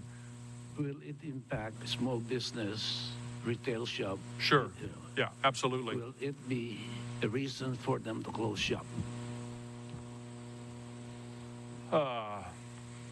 Possibly. I mean, I think we've already seen the huge effects of things like Amazon. Will they continue to grow at the same pace as they have over the last decade? And then will that drive some small businesses out of business? Possibly. I'm not sure what you do to change that situation. Lastly, my last question is about minimum wage. Some businesses are going beyond what we establish in terms of increases in minimum wage. Some goes up to $15. What's the impact of that to small business? Will it be reasons for them to close shop? I mean, look, the small businesses face a very difficult time finding workers to work at any wage. And with a 2% unemployment rate, the real problem is, can you find someone to work? And that's part of the reason why you're seeing these businesses raise their wages, is they need to be able to keep their employees. So if a small business can't generate sufficient revenue to cover its costs, yes, it will cause them to close shop. Okay, thank you much. Senator Kidani.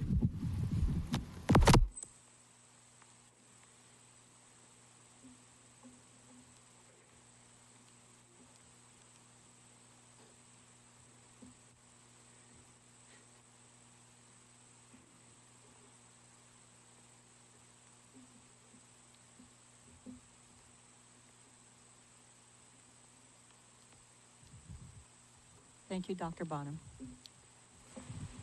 Can you, you showed a graph about the visitor retail, but what is the spending for the local consumers? Is the retail spending down, or?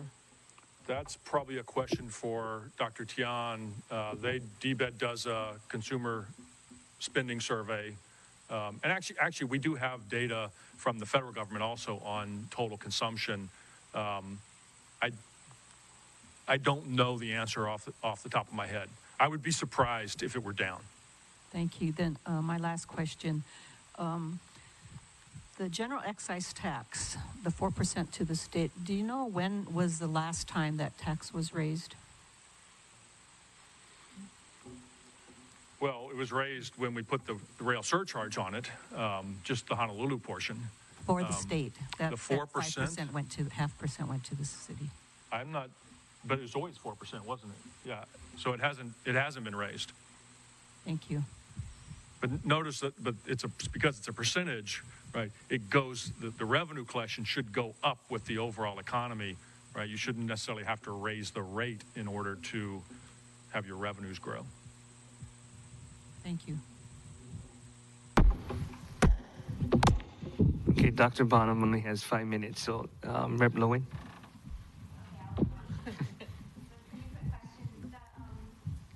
The lack of available labor force and that's declining. Do you have numbers of how much of that is due to people retiring and how much, if significant portion of that is people moving away because of the cost of living and lack of affordable housing in Hawaii?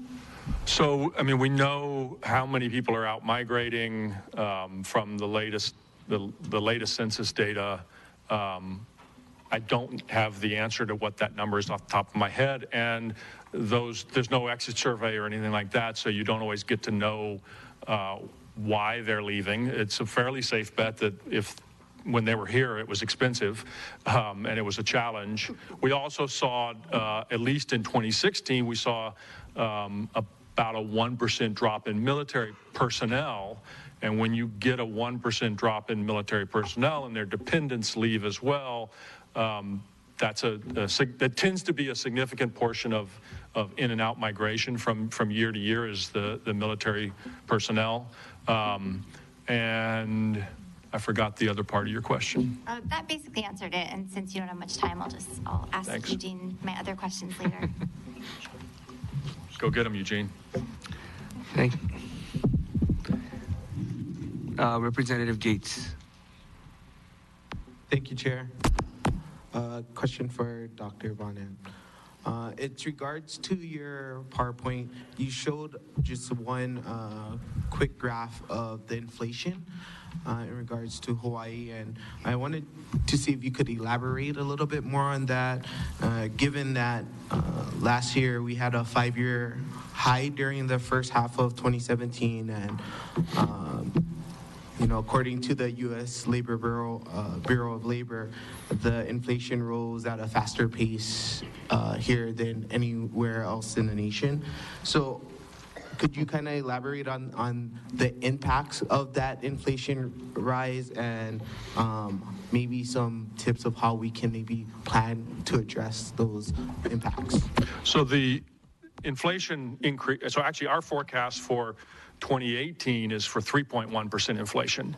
And mostly that's because the core inflation rate has come up quite significantly, and higher rents take time. Actually takes quite a while for the rents to work their way through into the measures of inflation that the BLS produces. And we see energy prices going back up. Gasoline, our electric bills, it's a very small piece of our total pie, so it's not as big of an effect. So usually what happens when you have rising inflation is that it takes a year or so so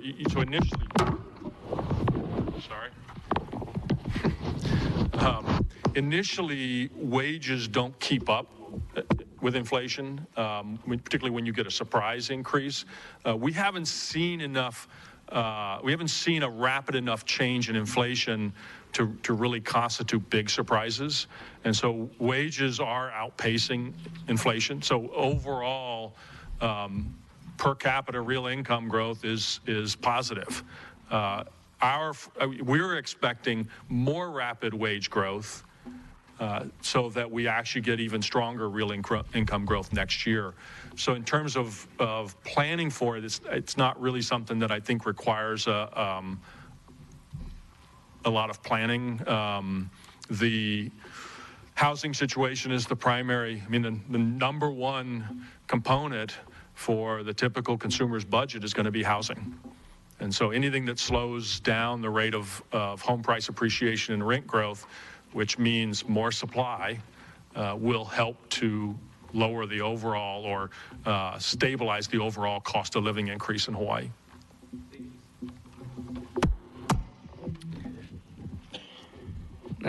Representative Lopresti. Thanks, Chair. Just wanted to follow up on what I had mentioned earlier about the graph on page 11. And maybe I read this different than my colleague, but if you look at 2012, you have the real visitor spending level off since 2012, whereas you see visitor arrivals growing.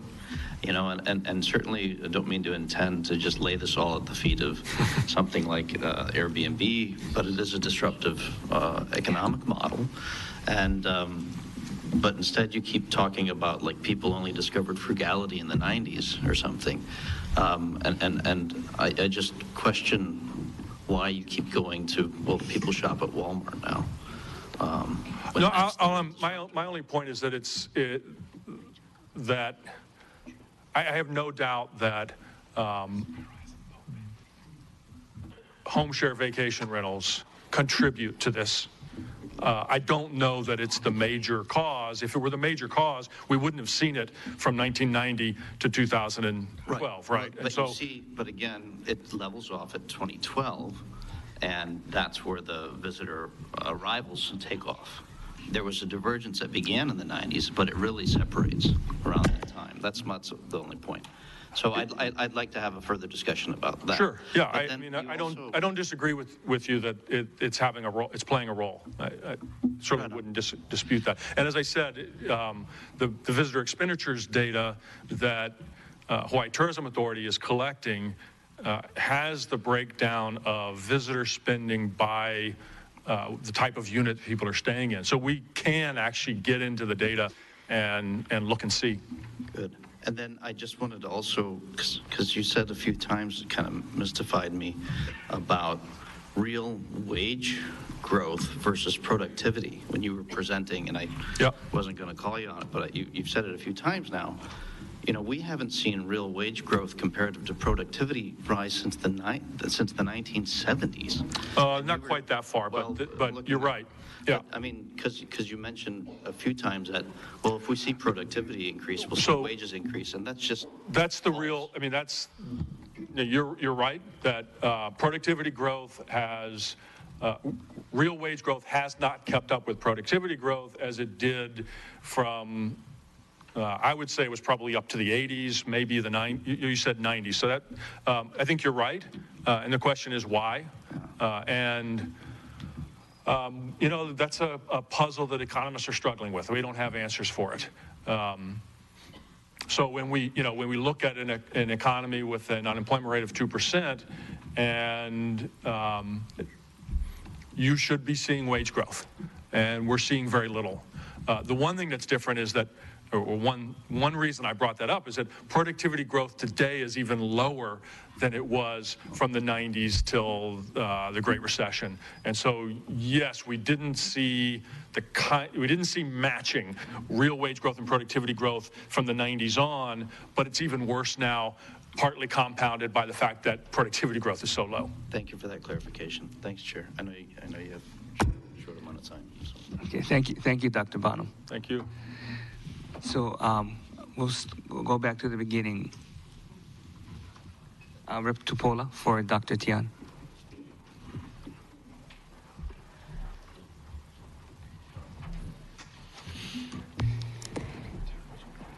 Thank you, Dr. Tian, for being here. My question was in regards to actually what we're just talking about, the flat GET, and what your thoughts are as to why it hasn't increased. Yeah, it is a question we have been always thinking about it. I think one of the reasons, I think maybe one of the main reasons, is that this is including the visitors and the local residents. I'm answering the two questions actually at the same time. I think our local residents are becoming more smart, and the visitor becoming more smart. In that, I think in recent years, according to the tax department data, that our local residents actually, we see the increase in the exemptions. So in the past, they may not think about the exemption so much, but now the exemption part increased a lot. So I think one reason is the increase in exemption. The other reason is the retail sales. The retail sales, we have over $30 billion. I think the visitor portion, it has been flat or declining, but actually the local residents spending on retail it should be a rise. It's because you look at it this year, the retail trade, the job count increased about 2,300. Yeah. So them getting smarter, retail spending, and possibly people leaving the state, and and maybe I think he said online shopping or something. So yeah. Okay. Yeah. Online shopping, visitor spending being. Well, we have the Council on Revenues later, so we'll ask some more questions. Yeah. Thank you. Yeah. Thank you, Chair. Ask them a lot of questions. I will. Sorry. I think another question is the visitor spending. I think the visitors, because we have about over 65% of our visitors, they are repeating visitors. So once, the average number of visits is about 5.4 times. So when they come here, often they actually know how to spend. They come to Costco, they come to Walmart, and also the most important thing is they are coming to stay in the vacation rentals. If you look at the most recent visitor data for November, you see the increase. There are two categories. One is called the visitors stay in private homes. They stay in private homes. That increase over 100%. Another category is called visitors stay in a shared room in private homes. That also increased over 100%. While the visitors stay on hotels, condos is only about 3%. So that's they are coming to the vacation rentals. They spend less on the hotels, on lodging.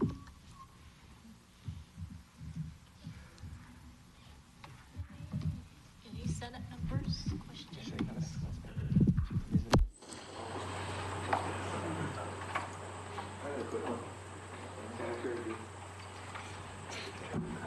Hi, thank you.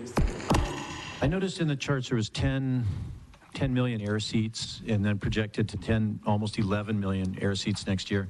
And of the visitors, we keep track of that. We have 9.3 million visitors this year, maybe 9.6 in the coming year. So my just quick question, I don't know how many Hawaii residents and business people, how much do we travel? Because if there's 10 million seats and 9.3 million visitors, are there that few of Hawaii residents and business people who travel outside the state? Yeah, we actually, the Hawaii Tourism Authority, they don't release the data for the local residents traveling, but when you coming back from the mainland, you do see the agriculture farm. On the farm, it did ask you, so you fill in question number 1 to 4, and then you escape to question 10 and 14. So those numbers capture our residents traveling out of state. And I do encourage everybody, local residents, you fill in those questions. If you don't, we treat you as a visitors. So I guess what do you think is the mix of residents traveling in and out of Hawaii? Are we less than 10%? I think it's about 15%.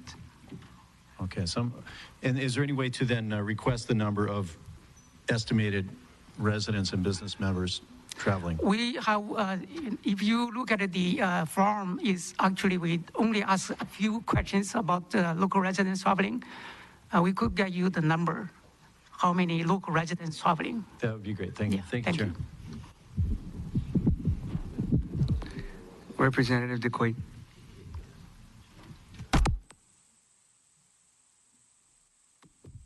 Thank you, Chair. Thank you, Mr. Tian. I just had a couple questions. One is, representing a smaller area, I noticed your numbers, even though it goes with Maui County, doesn't reflect that of Molokai and Lanai. And I would request that we could see those numbers so we get a better idea of what those islands are faced with, because they're so economically challenged and in jobs and so forth. My question is, following up what Senator Rivera just said, when we fill out the stats from the Department of Ag coming back on those planes, I would really like to see those numbers so that way we can get a better view of what those islands are geared towards. And I wanted to ask this of the prior speaker, was that the forecast going forward on agriculture and the decline on agriculture as these businesses start to phase out, how do we incorporate, one is we talk about homelessness, housing, affordable housing. I have yet to see what those stats look like on food consumption and how we plan to feed people within this state going forward. What is your take on that and the numbers? Yeah, the Maui County, the data we have for Maui County, they do include Molokai and Lanai. I think in terms of, I have a tax base showing the 0.5%, and the most decrease is actually the producing. So that reflects the declining in agriculture. Our contribution, economic contribution from agricultural sector has been declining.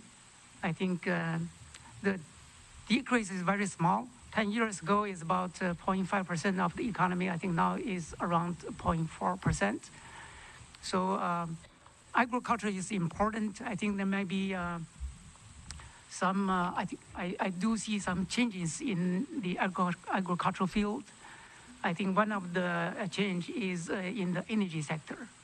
So we do have on the Big Island, we have the energy, the farmers grow the crops to produce renewable energy, to produce the biodiesel. And on Maui, there are going to be farms to produce some kind of plant that can be used to generate electricity. So there are these kind of changes along with the renewable energy strategy. I think that will help the agricultural, but it's still a small portion in our economy.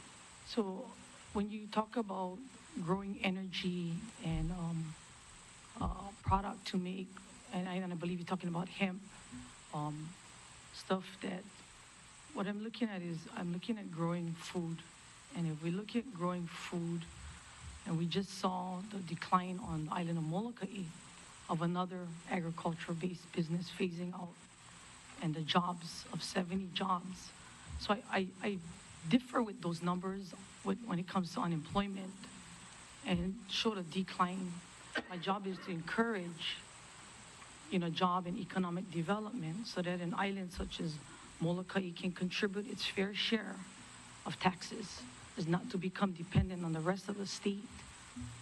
Where do you see in this model? Because when visitors come to Hawaii, they come to Hawaii to eat products grown in Hawaii, not to eat products coming out of state and out of country. What is your forecast on the food source of it? Will we, at, the near future, sooner than later, see 100% import of food? Yeah, I think according to the estimated by the UH Agricultural School, our food, 88.4% are imported from out of state. And I think, it is important to consume, for our local residents, to consume the local produced product. I think the Department of Agriculture, and including our department, DBET, we are working on it, and we have a slogan, buy Hawaii produced, buy local produced. So that, I think, I believe the governor also have a target by certain years, 2020 or 2030, there will be doubling the Hawaii produced food product. So, I totally agree with that, but the problem I have with that is, what is the base of what we're growing today? How do you double food production if you don't know what the base of production is? So what is your recommendation on what you think we should do to help encourage the growing of it, and to use the key word, as we always said, be sustainable, but sustainable doesn't mean we come back and we ask for a grant or a handout, but if the passion and the burn of sustainability of growing it should be that the business plan or the business model become a 5-year projection and saying, I can make a loan, I know I can farm, and put up your own money, because farming is a true business. How do we, in your... our projection for the agricultural sector is actually flat into the next 20 years or so, rather than declining. I think the agricultural product has at least 2 factors facing the challenges. I think one is the energy cost, because energy cost is related to the transportation. As I said, 88.4% of our food are imported, but with the decrease in the energy price, I think that will create some challenge for the agricultural sector. And also the input and the economies of scale is very difficult for Hawaii to compete with the mainland counterpart. Thank you, Chair. Any Senate members have questions? Senator Wakai. Thank you, Chair. Aloha. Dr. Tian, Happy New Year. You mentioned earlier how we're seeing more and more visitors staying at lower value accommodations. But how about the proliferation of low-cost carriers that we're having coming into Hawaii? Scoot came in last month, cheap fares from Osaka as well as Singapore. AirAsia X brings cheap flight visitors from Malaysia, I believe. Southwest Airlines, you mentioned, is coming soon. Jin Air is a low-cost carrier out of Korea. We're seeing a proliferation of these low-cost carriers. So in conjunction with visitors spending, I see this kind of dovetailing on one another. We're bringing in cheaper people here, or I shouldn't say cheaper, more frugal tourists here who are staying at cheaper accommodations. So if we're expecting that somehow the visitor arrivals and their spending are going to go in parallel, we're in fact not going to see that. They're going to continue to be incongruent in this visitor spending in the future for the state. Is that correct? Yeah, I think the main policy tool or the main focus should be the visitor spending. Because I think there was a question about what is the current capacity for our visitors. I think that has been changed. I remember 25 years ago when I was still young. So we were talking about what is the current capacity. We were talking about the 9 million visitors. And now this year we are going to be, actually it should be last year, we are going to be over 9 million visitors. Because during the years, there was new development. For example, in 2004, there was a new product called timeshare. They started. And now, for that area, we have about over 10,000 timeshare units. And later on, we have these vacation rentals. I think as the count by the contractors by Hawaii Tourism Authority, we have as many as 48,000 units are used by visitors. Because of these new developments, the visitor count is going to increase. Like the statistics show that more and more people staying in vacation rentals. But then the spending has been increased in nominal terms, but if you deflate by the price, it has been flat. We actually, in my office, we use 3 deflators. We use consumer price for different categories, and use the GDP deflator. We show that optimal optimism level is flat. It might be other index will be slightly decrease in the visitor spending. So the focus is actually how can we make visitors to spend more money, especially on shopping. So the shopping decrease, I think there is one impact. It may be coming from the decrease in Chinese visitors, because Chinese visitors used to spend about $400 a day, is the highest among all the visitors, but that market has been declining. So in the shopping, we actually see the decrease in the visitor spending. And so one reason is the change in the market composition. The other way is the increase, is the shifting from hotel spending to the shopping spending. So I think increased visitor spending is the key rather than increasing the arrivals. But taking that one step further, an area for concern for all of us lawmakers is how the economy is growing, but the GET take on that is not growing at that same parallel rate. Do you have any suggestions for us as to how we try to address that so that as our economy grows, our GET collections increase at that same pace? Yeah, I think our GET is, it may be the only one unique in the whole United States. We have the broadest base in the GET. That's, I think Carl was saying, that's, there are advantages. To increase the GET base, that's, we look at the 4% base is flat, and we look at 0.5% is declining. I think we need to, I would recommend maybe we need to look into the details about, we're waiting, I think we're all waiting for the Tax Review Commission report and see what they recommend.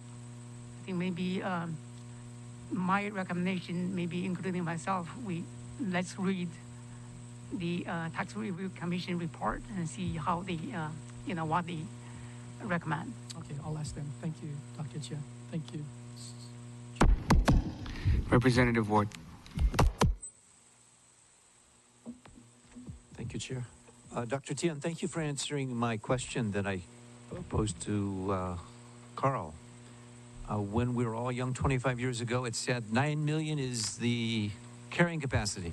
What does it say happens after the carrying capacity? Do we fall off a cliff or what? What happens? What did the study say, if you remember it? Yeah, the study says that 9 million, when we reach the 9 million, that's it. And then because we have a constraint on the supply side, a number of hotels. So basically it's the hotels and the flight, the air seat. So currently we see that they both no longer true, no longer a binding factor, because the hotels, there are more and more visitors coming to vacation rentals.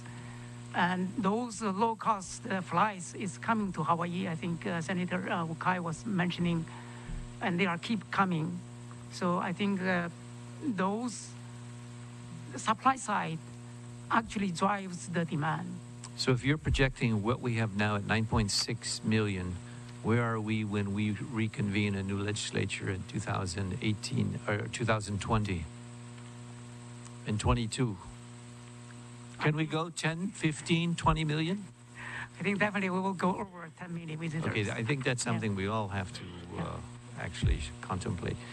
The actual question I had was, in addition to what you brought up, was all of your trend lines. I appreciated your graphs, even though they were rather small and hard to read. They all had downward trends. Every economic indicator was on the downward slide, even the 1.5% for the economic growth, not even 2%.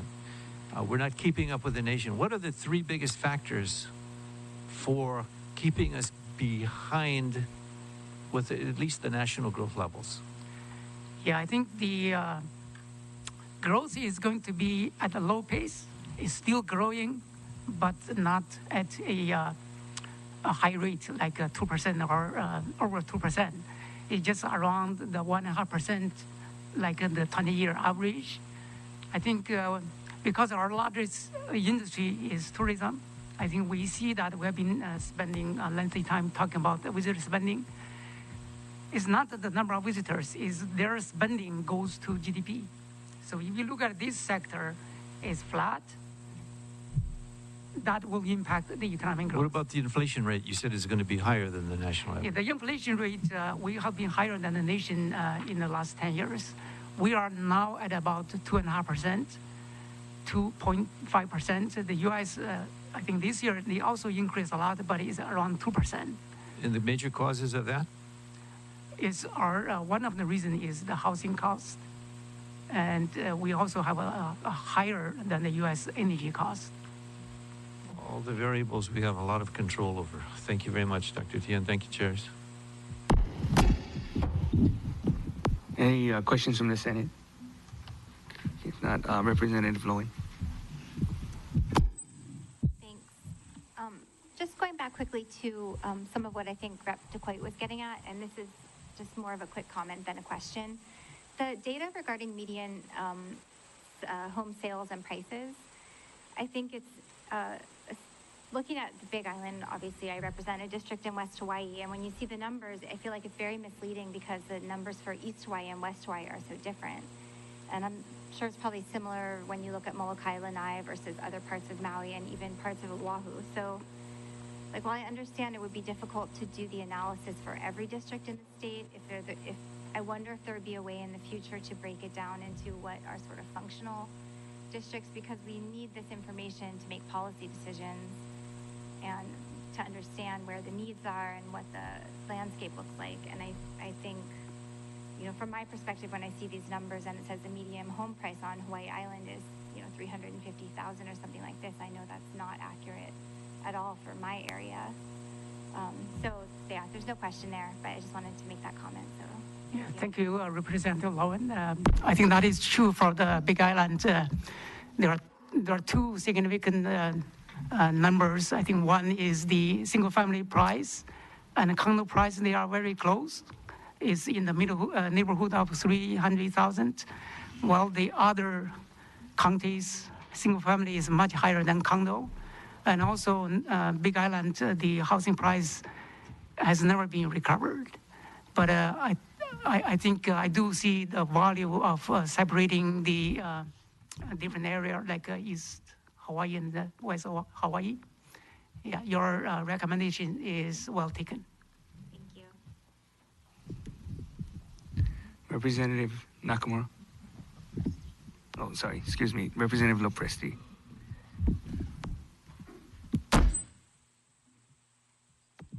Thank you, Chair. I wanted to follow up question about why isn't revenue tracking with economic growth? And I mean, so my colleague just showed me a headline that Amazon's going to start charging taxes for internet sales, because so much of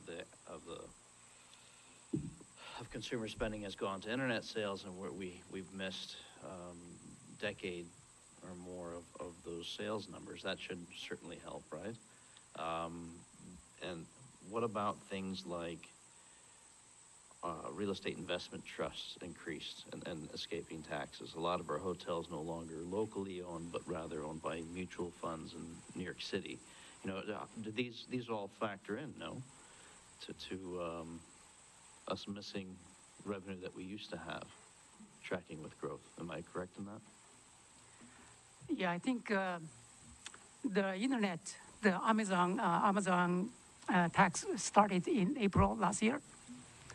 And we did a study on the consumer spending according to the data, although the data was for 2014. And based on that data, we didn't estimate a high tax impact on the internet shopping. So our number shows around 15 million. I think you can see that for the 2017 started in April, the Amazon tax collection, I think it should be around in that neighborhood. It shouldn't be a big number. But in terms of raise, it has been exists for a long time. It's not a new phenomena, although we heard about news, a few of them started to register as a REIT. So our study for 2014, it shows about 36 million tax impact. But if you go beyond the, before the 2014, the tax impact is only about 13.9 million. Then you go, starting from 2009, is less than a million. So if you average them, the impact from race is not that huge. That's surprising. Well, just judging by how much my family uses Amazon Prime, for example, try to shop local when we can, but where do you get the numbers on that? Are you relying on the industry, places like Amazon giving us that information? Yeah, we did consumer spending among the 4 counties. We sent a survey form to the household, to consumers, and asked them how much you spend. Ask people, you send them a form and say, how much taxes aren't you paying? And you expect them to... Yeah, we asked them how much you spend on shopping online. I think there are 2 reasons for the online shopping. I think one is the timing. It takes from the mainland to Hawaii is much longer than the mainland because we cannot do the ground transportation. So the timing is longer, and that adds some difficulty for the local. Is there another way we can get more accurate data? Because I don't think asking people to please tell the government how much money you're not paying the government in taxes that you should be paying is not a reliable we may. I think the data we had was lacking the business purchases from online. It's only covered the consumers. So I think to do that, we may have to do another survey or from another source. I agree. Thanks. Yeah. Thanks, Chair. Representative Nakamura. Thank you, Dr. Tian, for your presentation. I had a question about the expected, projected direct flights to the neighbor islands. I represent Kauai, so seeing the 40% increase in the number of seats is pretty alarming. But wanted to ask you what you believe worldwide is contributing to these increases. The increase is mostly from the U.S. mainland, and I think all the airlines increase flight mostly is coming from the United Airlines. They added flight to the neighbor island. But if you look at it, Delta, you look at it, the other airlines, they also increase flights. And is it because of natural disasters from around our natural competitors that might be contributing to this? It does help with the visitors from the U.S. mainland in 2017. And, but I think most of the increase in flight is actually not coming from the disaster areas. It's mostly coming from the West Coast. Because they aren't able to go to those other areas. I think one of them is the price, the income effect. In the economic field, when people getting wealthier, when they have money, the first thing they think is traveling. It's actually, to buying a house, buying luxury goods, cars is coming to the second. So the first thing, I have money, I need to see what the world look like. So the elasticity, income elasticity on traveling is very high. So I think this is the income impact.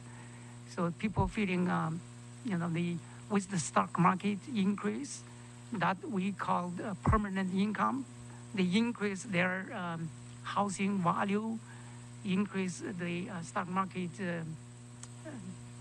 price, and increase in their income as well.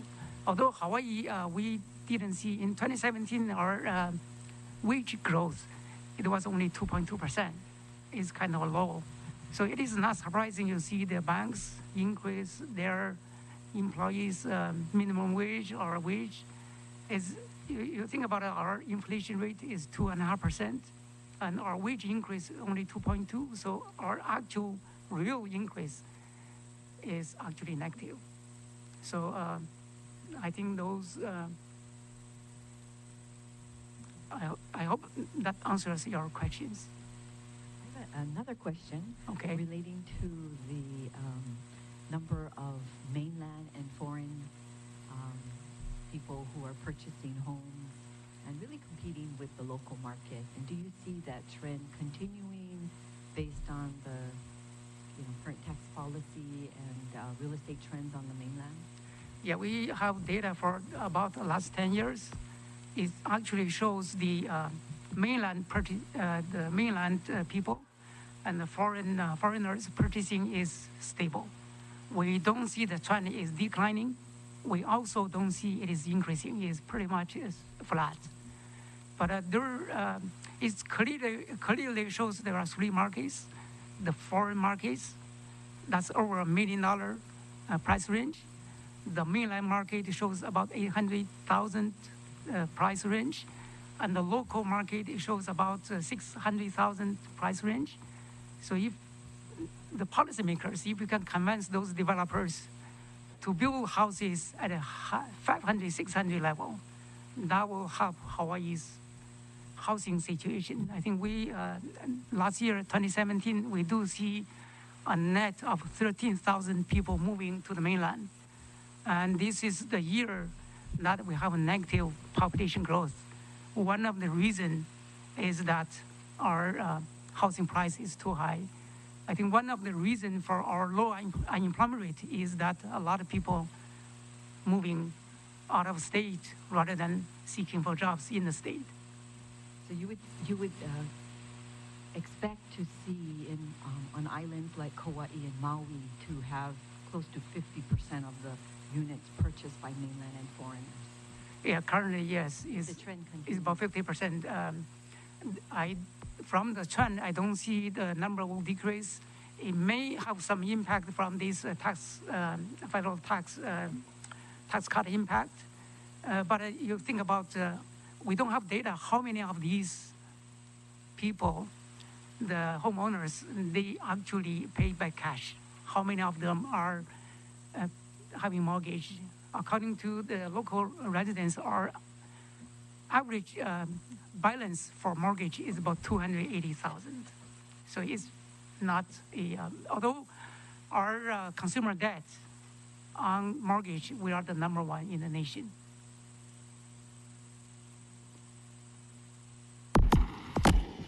Okay. Any final questions? If not, thank you, Dr. Tian. Yeah, thank you for inviting me. Okay, next on the agenda is the governor's financial plan presented by the Department of Budget and Finance. Good morning. Good morning, everybody.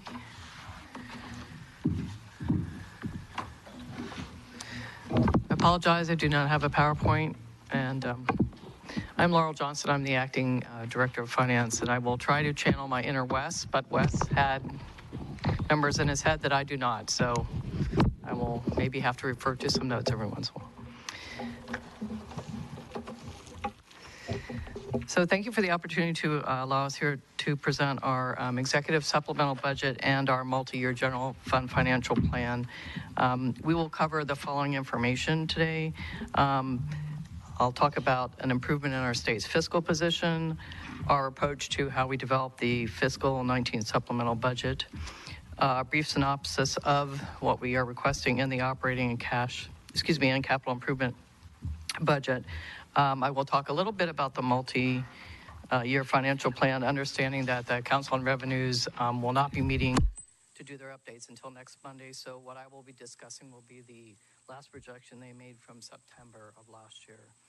And then I will talk a little bit about the general fund expenditure ceiling and the legal requirements attached to that and making deposits into our rainy day fund.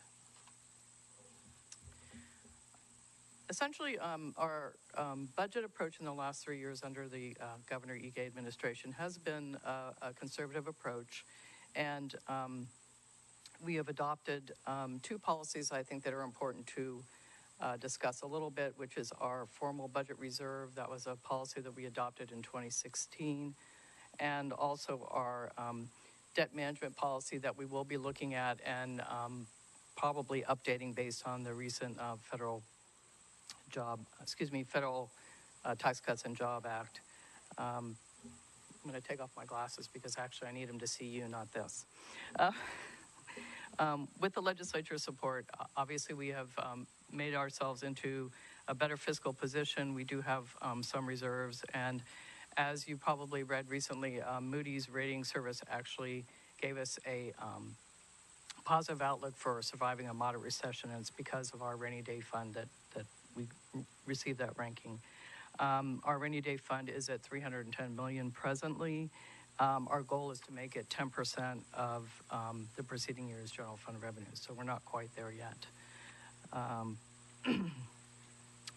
By continuing to aggressively address our unfunded liabilities, and those are our pension and our health fund liabilities that we are required by law to fund, we've been able to reduce the amount of future obligations.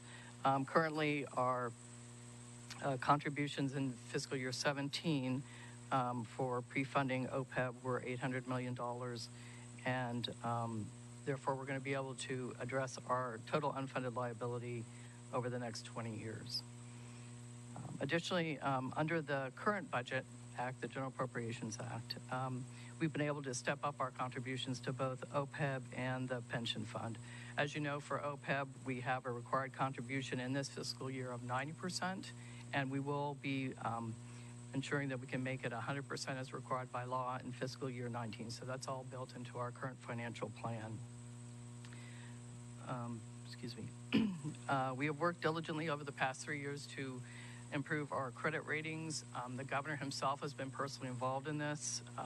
Because of that, our improved bond rating, we've been able to borrow more money for less expense, which means we've been able to contribute more towards capital improvement projects.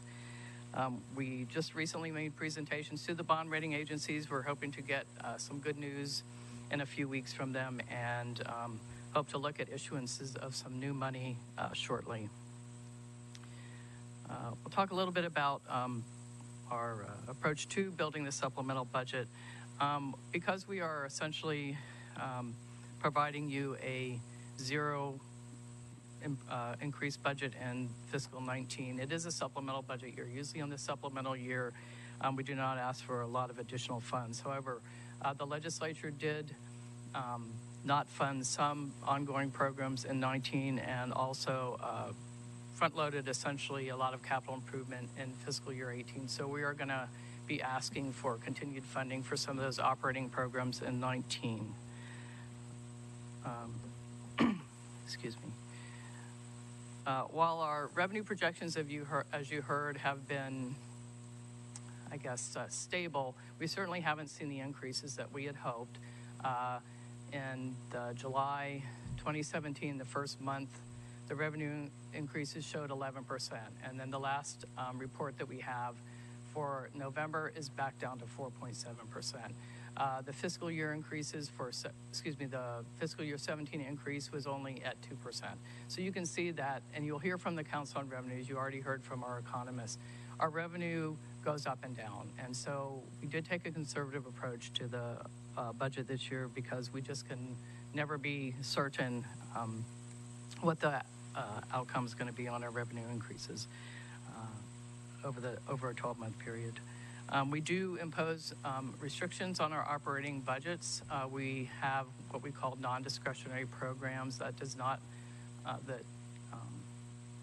we do not impose restrictions on. That is primarily our public school system, our university instructional programs, Medicaid, and certain health programs. That makes up a large amount of our general fund. So we have very little discretionary money that we can impose restrictions on. And that also is why we have to impose restrictions at the level that we do. Also, with regard to collective bargaining, I think you folks know that we were able to settle 13 of the 14 contracts. There's one that is going to be going up to arbitration in January. Only, I think, 4 units have 4-year contracts. The rest only have 2-year contracts. That means we'll be going back again to negotiation very shortly.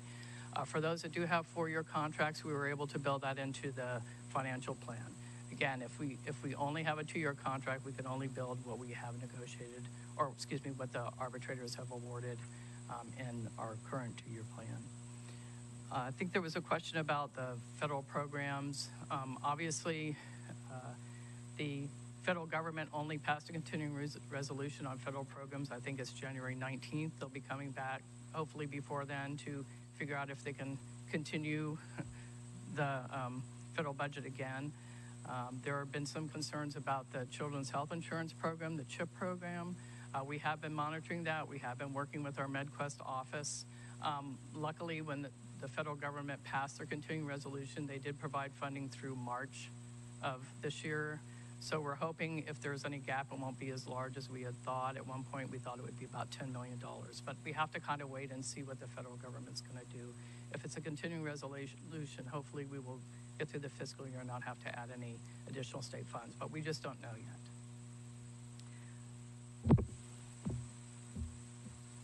I want to talk a little bit about, again, budget transparency. I know that there has been legislative attention on vacant positions, unfunded positions. We do try to reconcile the budget from year to year, particularly for positions that have not been budgeted or that are funded through other sources. As far as vacant positions, though, I think, again, you heard from our economists, it's very difficult to find people to work in government, frankly. And the salaries we offer do not meet what the private sector can offer. The other thing that I found myself when I've been trying to recruit people to work for the department, because the Prepaid Healthcare Act requires private business to not only offer health insurance, but pay for most of the premium. In state government, as you all know, you pay a larger part of your premium. So when people find out moving from the private sector to work for government that they have to actually pay more of their premium, it is a challenge to try to get people to come work in government. So while I understand that there are concerns about vacant positions, and we at BNF have those same concerns, we need to work together to look at those. Positions that have been vacant maybe only a year or so, it could just be a recruitment issue that we're just having trouble right now getting people to come work in government. We are, like I said, looking at converting unbudgeted positions to make sure that they are included in the budget, so you know exactly what you're funding. Let me talk a little bit about the fiscal year 19 operating budget. It focuses on those areas where Governor Ige and the administration think that we have the greatest need, obviously. We're looking at increasing funds for homelessness services, okay, not just housing. We're also looking at providing extra capital improvement projects for building more housing. As we all have heard, we know we need more housing, but also services for folks who don't have housing. We're looking at providing additional funds for education. Both the university and Department of Education have way more needs than we can possibly, unfortunately, fund, but we did give them essentially a lump of funds and said, this is what we think we can provide to you, and then they came back with their priorities. So that was a collaboration that we worked with them to let them kind of set some of their priorities within their own areas. We also are increasing funding in food sustainability, as you heard. We want to make sure that our food production is up, so we're again providing a lot of funding for capital improvements for things such as water systems and things like that that can help with food sustainability. I want to talk a little bit, give you some idea about the multi-year financial plan, some of the details. Again, our tax revenue projections from the Council on Revenues that we based this budget on, which were in September, were 4.3% growth. Again, in November, the overall general fund growth was 4.7%. So we're somewhat optimistic but cautious still because, again, we don't know what could possibly happen once the federal tax cuts go into play. You heard there's obviously different opinions about how that's going to affect our local economy.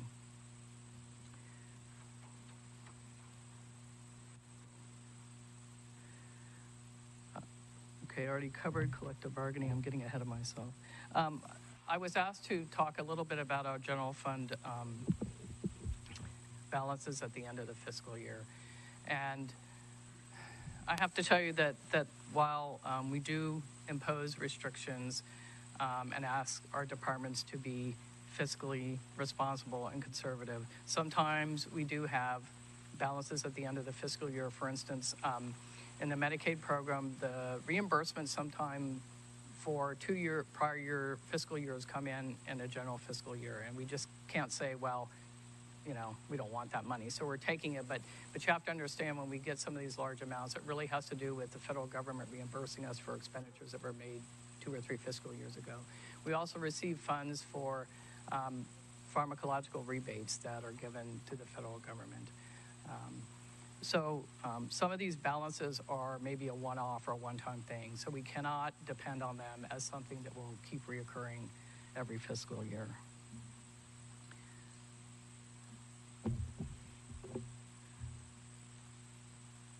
Finally, I'd like to talk a little bit about the general fund expenditure ceiling. I'm probably going to read this so I don't muddle it up. As you know, by law, general fund appropriations must comply with the expenditure ceiling requirements that are set forth in Section 9 of Article 7 of the state constitution and Section 3792 of the Hawaii Revised Statutes. At the aggregate level, that includes all branches of government. The total proposed appropriations from the general fund are within the expenditure ceilings for both fiscal 18 and 19. For the executive branch only, total appropriations from the general fund, which include appropriations from the 2017 legislature and the first special session, are within the expenditure ceiling for the executive branch for fiscal 18. But we have already exceeded the appropriation ceiling for fiscal 19 by $15.2 million. Total proposed appropriation measures from the general fund to be submitted to the legislature during this regular session of 2018, which includes fiscal year 18 emergency appropriations and other specific appropriations for 19, are within the appropriation ceiling for fiscal 18, but will exceed the appropriation ceiling by $36.7 million for fiscal year 19. The reasons for the excess are the substantial cost of social assistance entitlements, support for public education, fringe benefits, which we also know as pension and OPEB. We provided you an appendix in our testimony where you can read more about this. I'll talk a little bit also about the tax refund or credit and deposit to the rainy day fund. The Emergency Budget Reserve Fund is the official name of it. Article 7, Section 6 of the Hawaii State Constitution requires that whenever the state general fund balance at the close of each of 2 fiscal years exceeds 5% of the general fund revenues for each of the 2 fiscal years, the legislature must provide for a tax refund or tax credit to the taxpayers of the state or make a deposit into one or more emergency funds. Section 328L-3 Hawaii Revised Statutes provides that whenever general fund revenues for each of 2 successive fiscal years exceeds revenues for each of the preceding fiscal years by 5%, 5% of the general fund balance shall be deposited into the EBRF, the Rainy Day Fund. For fiscal years 16 and 17, general fund balances were greater than 5% of general fund revenues. For fiscal year 16, general fund revenues exceeded the previous year's revenues by 5% or more. Fiscal year 17, general fund revenues did not exceed the previous year's revenues by 5%. Thus, the 2018 legislature must provide for a tax refund or tax credit, but does not need to make a deposit into the Emergency Budget Reserve Fund, the Rainy Day Fund. As far as our debt limit, that also is required to be under a certain amount. That's Section 13 of Article 7 of the state constitution. Again, it's been determined after we looked at what we have asked for that the total amount of principal and interest calculated on all of our bonds that we have issued in our standing, all bonds authorized and unissued, and all bonds proposed in the executive supplemental budget will not cause a debt limit to be exceeded at the time of each bond issuance. So we will be including those declarations, and they are in Appendix 2. In summary, the fiscal year 19 executive supplemental budget and financial plan reflects our continued commitment to manage the state's near and long-term obligations, meet federal and state mandates, and improve operations to efficiently deliver much-needed public services. That is all that I have as far as the state financial plan. Again, we'll be back this afternoon to talk about Department of Budget and Finance budget. So if I could, I can answer questions about that this afternoon. But if we have any questions on the financial plan, I'd be happy to try, or I'll call up some of our staff. Thank you. Members, any questions on the financial plan? Senator Shimabukuro. Thank you so much. I'm not sure if this is related to the financial plan, but I have a question about the GIAs. I know that at least the ones I was following got these letters saying they'd have to wait till after December for the release of funds. Do you have any updates on whether those grant aids will get funded and when? Okay, so yes, that's actually a question I can answer. Very good. We did restrict the release of the operating and the CIP grants and aid, but particularly the operating grants and aid for 3 months. After we saw that the revenues were coming in higher than, we had projected the Council on Revenues had projected, the governor did release those. Now, the difference in the operating grants and aid this year and actually last year, we have streamlined the process where the authority to release those grants are within each department now. So as you all know, when you appropriate operating grants and aid and CIP grants and aid, but the operating ones in particular, they have to flow through an executive department. So those executive departments all know that they can release the grants and aid. They've been told. The governor issued an executive order, so everybody should know. So if there's problems, Senator, just have them call me probably. I know I've sort of been carrying the banner on that because I wanted to help, improve the efficiency with which we do those. So please have them contact me and I can work with them. But all the departments have been informed that on the operating grants and aid, they can go ahead and release those funds. Now, the capital improvement ones is a little different because there's much more due diligence that we have to do on those. We have to make sure, for instance, that someone that receives a grant and aid, particularly if they're building something, that they have site control. In other words, they own the land or they have a 100-year lease or something, because we have to be careful about allowing them to build something and then, they lose their lease or they don't have control over the land. So it's those kind of things. Thank you. When did that release to the departments happen?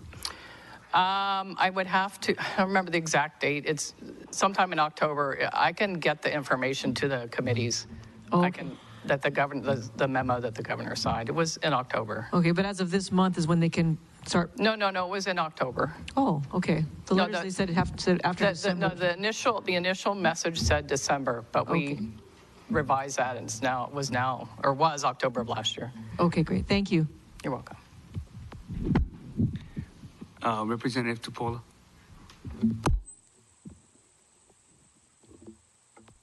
Thank you, Chair. Thank you for being here and welcome to your role as acting director. Yes, thank you. Question on page 2, paragraph 3. By continuing to aggressively address pension and other post-employment benefits, you talk about reducing the amount and how much it will save. What is the current amount of unfunded liability that our state has? Okay, let me get my cheat sheet. So I have it somewhere. Okay, for OPEB, which is the health fund, it's $3.8 billion. For the pension fund, it's $6.3 billion. 3 point pension, 6 point.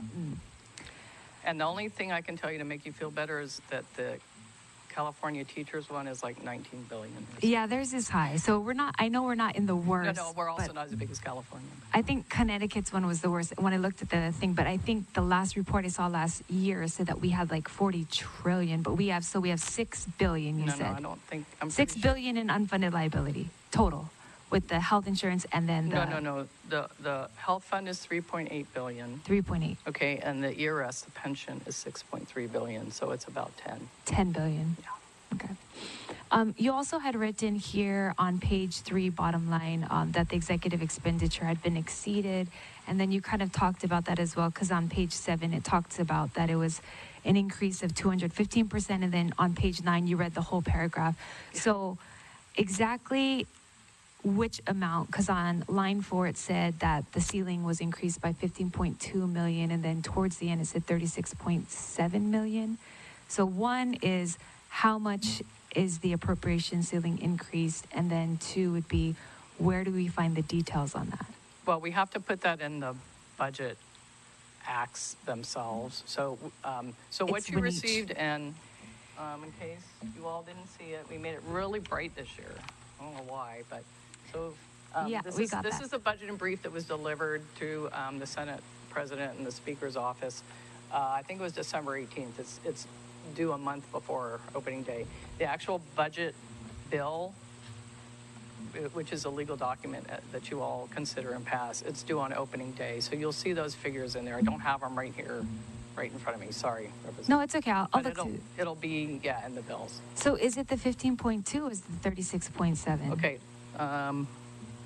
Tell me which pages you're on. So I'm on page 9. You read the whole paragraph. Right.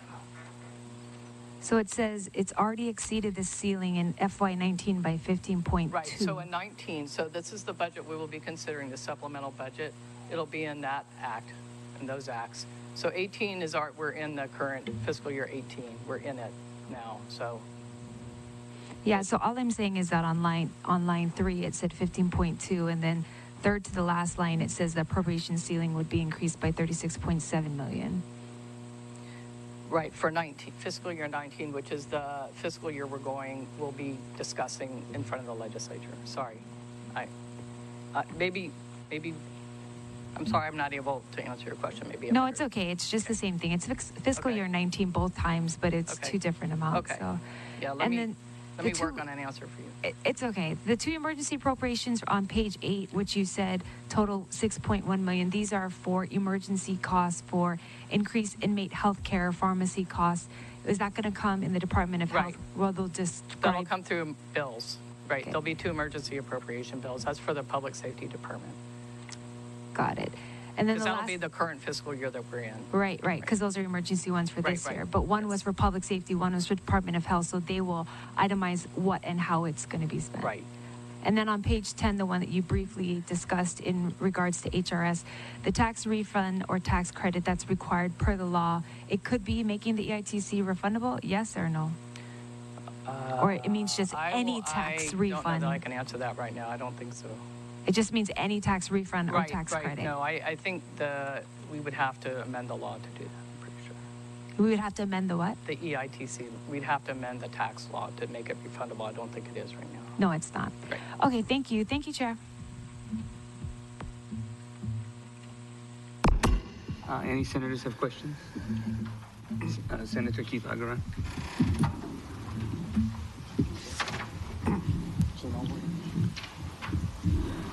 Sidney.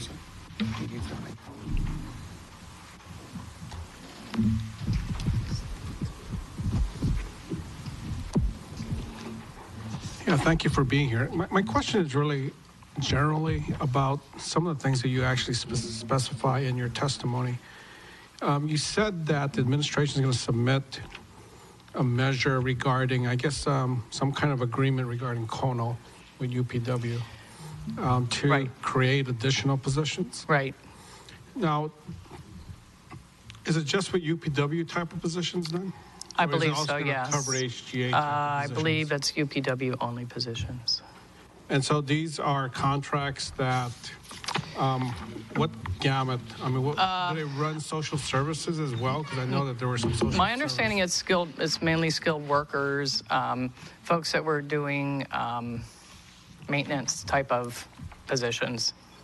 And those are the ones that there was an agreement with UPW that we could contract because we were having trouble recruiting and retaining people in those positions. So my understanding is that legislation will be focused on those areas. So what's the legislation is in the nature of a settlement or just an agreement? Because I mean, the statutes already apply. Right. Require that we establish civil service type positions for mainly most jobs that we have, unless they fall within a Chapter 76 exemption. So what kind of legislation are we talking about here? Is it It's just creating the positions. It's to create and fund the positions. Shouldn't that be just in the budget then? What do you need It could legislation be. for? Because I guess people wanted to have a discussion about it. My understanding, and so. Well, we could put there's it a in the discussion budget. in the budget. When we discuss the budget, we're talking about what kind of additions are being made. I mean, the discussion can be held then. I think because it crosses many departments, and so there was a request, and the governor decided to include it. And if the legislation is not approved, then what happens? I'm not sure, honestly. I mean, this decision is quite old, right? I mean, it's been going on for several years. Well, the agreement that the UPW had with the state about filling these types of positions through contracts, was that subject to any kind of statutory authority then? Maybe I should defer to Dee Hurd and get an answer for you, because I really only know that Do they have a director? I believe they have an acting director. When do we hear from them? Yeah, if you could maybe find out during lunch and see if you can get an answer on that. Yeah, I'll do that. The other question I had was you did say that the financial plan does cover the CBAs that were 4 years, I think you said 4 units. The out year, right. Okay, so I'm sorry, let me clarify. The current supplemental budget covers all the collective bargaining agreements that have been made except Unit 14, because Unit 14 is still in arbitration. Sure. For those units, and I think there were 4 that made 4-year agreements, then in the financial plan, we can include the next 2 years. For all those others. That's my question. Okay. Is a number of those 4-year contracts had reopeners. So what are you valuing those reopeners at? Like, for example, HSTA said they have a reopener on we can't. the UTF portion. Yeah, no, we can't include reopeners. We're only including what has been agreed to at this point. Okay, so just what already has some kind of value attached to it. Right. But there are reopeners in some of those 4-year yes, contracts. There are. And we cannot include those because we don't know what those will be. And particularly if it's a binding arbitration award, then we have no idea. Okay. But you're right, yes. Then the emergency appropriations, one of them is associated with the need to continue sending inmates, I guess, to the mainland. Is that what it is, or is this We just have the been medical we portion? have been doing that, and my understanding is the modifications that they were making to Halava or have been making to Halava to allow folks to come back have been delayed. That is not complete yet, so we have to keep paying to house folks on the mainland. What's the timetable? Do you know? how I don't long? know. I think it would be best if you ask the public safety director, or I can try to ask him and get an answer for you. I guess we'll see the public safety director at some point, right? Next couple of weeks. We'll just have to remember. Yeah, that's fine. Thank you. You're welcome.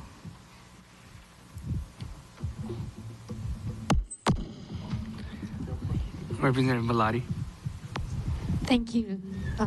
Good morning. Good morning. Good afternoon, Director. Just because you mentioned it, just real quick, I don't see it in the numbers, but what is the amount in the Medicaid reimbursements and the pharmacological rebates that we're getting back that you're saying is adding to our excess? I don't think it's broken down in our notes like that. I'd have to get it for you. We collect it through something called the EREV program, and we require the departments to report that to us, and they do it quarterly. So I'd have to, it's not probably split out that way. But the Medicaid reimbursements you're talking about are from the federal government, right? Right, Or the FMAP. right, because we forward, as you all know, we forward fund Medicaid, right? And then we have different agreements depending on what type of program about how much we're going to be reimbursed. Obviously, we have to wait and get those, based on when the federal government reimburses us. So, and it's different amounts depending on the type of. But you're saying that those amounts are actually contributing to the excess? Sometimes it does, yes, but it's not anything that we can regularly predict, I think, is the situation. My understanding is 2 years ago, we took some Medicaid reimbursements and moved them into some other programs, such as funding air conditioning for schools, because we had funds available. If we could have those numbers when you get those, thank you. Okay, sure. Questions from the Senate? Questions? Any House members? Representative Voigt. Thank you, Chair. Thank you for your many numbers. I want to go back to the unfunded liabilities and the pre-funding of $800 million for fiscal 17, which says we will save $1.6 billion in 20 years. Right. Is pre-funding suggesting on top of what otherwise we take out of the employees and we add with the employer's amount of money, is this $800 million in addition to that, or does that include all those contributions? It includes what we are legally required to provide, and the sources, we take out according to the law. So, we just changed the law last year to require additional contributions. So I'm not clear on what maybe that I don't means. understand. But other than what we contribute, which we have to contribute, given that sometimes we take it out of the employees and we hold it back rather than putting it into the system, this says pre-funding, meaning it's like prepaying a mortgage. It's above and beyond what otherwise is required. Is that what this is, Well, 800 million, or does it include that which is already in it? Okay. I'm going to try to answer this, but I maybe should have the ERS and the UTF folks who will be here this afternoon, if you can be here, talk about it. But as you know, when GASB started requiring states to start reflecting what our pension and our OPEB obligations were, we had to scramble and figure out how we were going to pay for that, right? Correct. So I think pre-funding means we are trying to get ourselves up to the point where we're no longer in unfunded liabilities. But that's probably the best answer I can give you right now. Okay. We don't have a lot of extra money. I mean, there's no way we can pay forward $3.8 billion and $6.3 billion, right? Okay. I'll ask it again later. Okay. Last question. Is there anything regarding preparedness for the possibility of the North Korean unthinkable? About 25 minutes ago, we had the wailing sound. We tested, evidently, at least in my district, I got good reports. Everybody heard it. Is there anything in the budget that's got anything to do with North Korea? Anything at all? I don't know if it's labeled as such. I, again, would probably defer to Department of Defense when they're here to to have them talk to you about that. I don't think it's a magnitude of a whole separate program on that, no. The emergency department, emergency response. There's no emergency appropriations related to that. I meant the Hawaii emergency something. Oh, HIEMA, General yes. Miyagi. Yes, yeah, they will be here, and I think maybe you can direct your question to them, or I'm happy to ask Okay, them. good. Thank you, Chairs.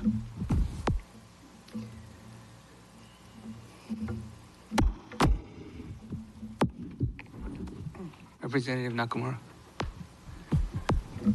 Thank you for your presentation.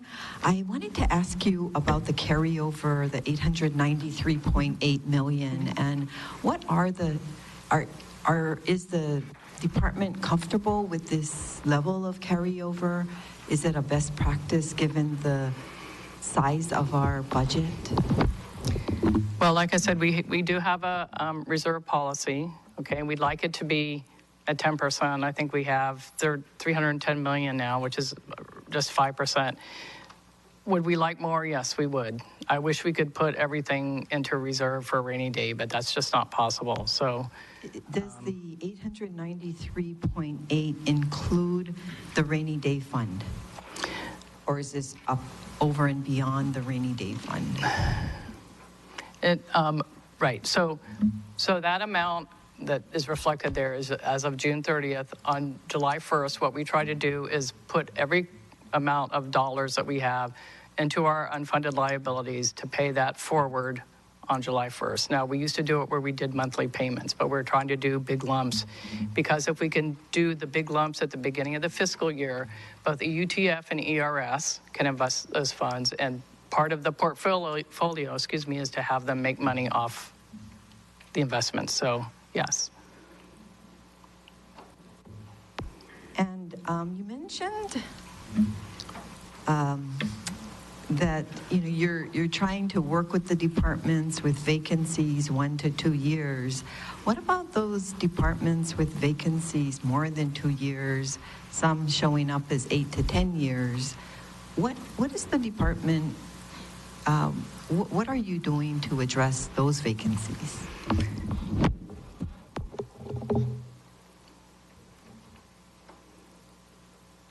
Well, I don't think we're working directly with the departments on things that are that old. I know when I worked in a State Department, I thought that was too long, personally.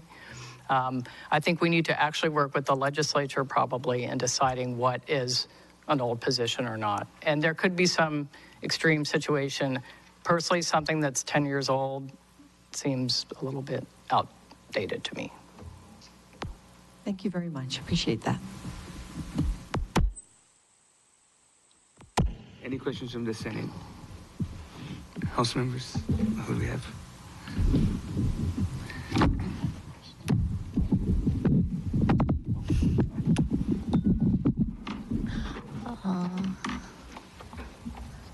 Interim director? Is it interim? It's acting. Acting? Oh, okay. But I'm trying not to act. So I have a question following up on Senator Gil Alcaran's line of questions about Kono. So the Kono decision said that that's why his question was a really important one, because it doesn't the Kono decision doesn't specify whether it's HGA workers or UPW workers or UPA workers. But so it pretty much said that, okay, things that have been traditionally government function needs to be government function and cannot be privatized unless specifically authorized by the legislature. So in the Maui Memorial situation, the language crafted was that the legislature specifically authorized the privatization of the hospital. So the question is, when the legislature looked at the judiciary's budget has tons of active contracts which privatizes janitorial services. So I know it's a different branch, but have you had a conversation with the judiciary saying that, well, you guys made this ruling, but you're continuing to privatize your own government service, which have been traditionally done by state workers? I haven't, but I'm happy to ask. Okay, so we had some discussions with them, and they said, well, because those have been traditionally done by private contracts, which kind of doesn't make sense. So your assessment of the Kono decision didn't specifically carve out one branch of the government, right? No, I guess all I'm saying is I would presume we could only ask for. Yeah, so I would executive suggest branch that you have a discussion with the judiciary. The other question I have in your financial plan is, okay, so under the operating budget, for 2018, it's $7.2 billion, and it increases to $7.4 billion in 19, and it increases by about 200 or 300 mil every year. For the general fund. So in the general funds. So I'm assuming those are, usually when there's increases, those are rolling in the past collective bargaining raises. Well, yes, okay. So that's been our experience, that the increases are there. So for instance, you compare that to the legislative branch, it's at 41 million from 2017 all the way to 2023, because we only roll into the budget the following year after we know what all the collective bargaining. Right, right. So we'll reconcile it in 20, is my understanding.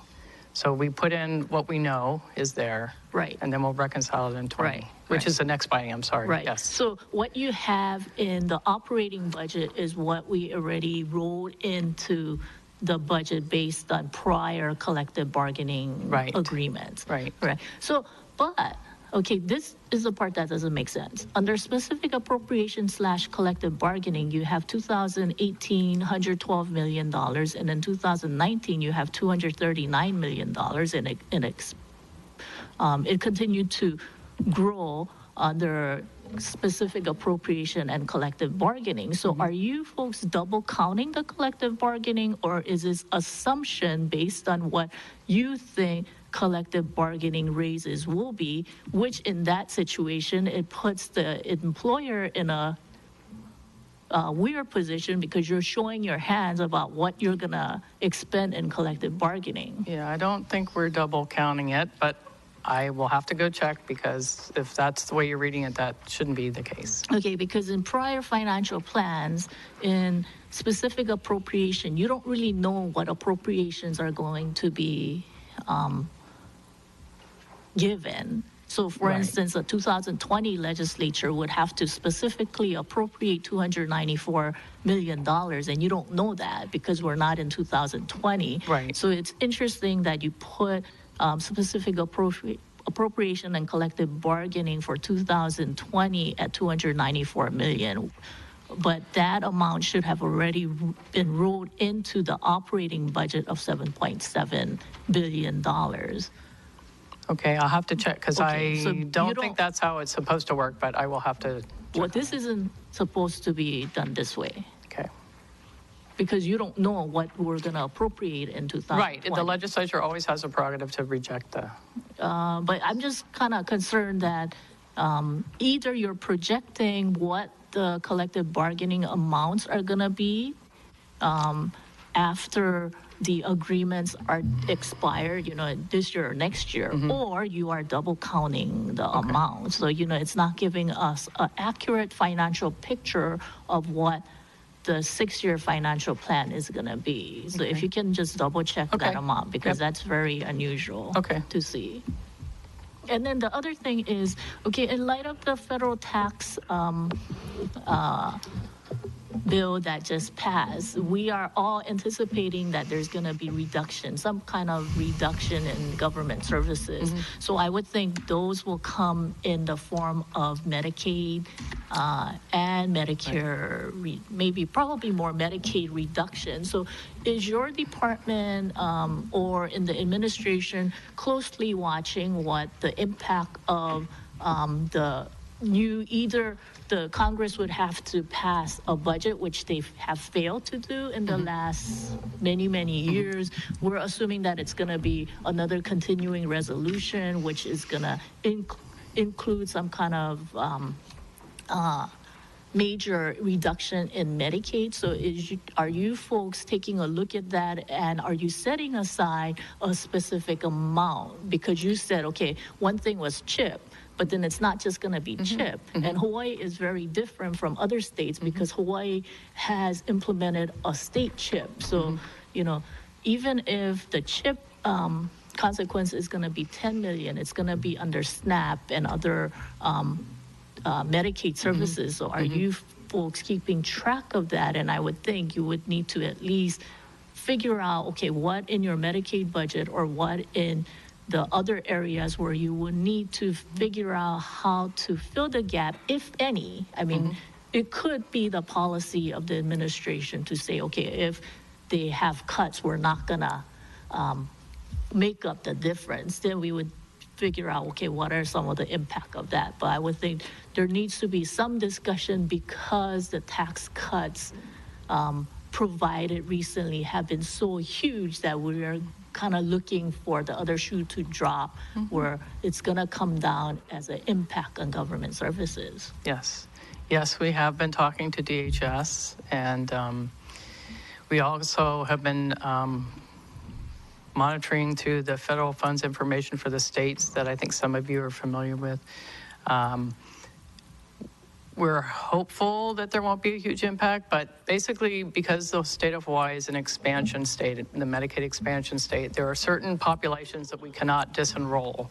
So unfortunately, probably it will fall on programs that are discretionary, and right now, because we don't know what the federal government's going to do, we don't know exactly what the impact is, but we've been talking to DHS about this. So no, I don't have a number for you other than CHIP because that's a very definitive population. Unfortunately, I think what could happen is our elder population could be impacted, those folks in long-term care facilities. Okay, thank you.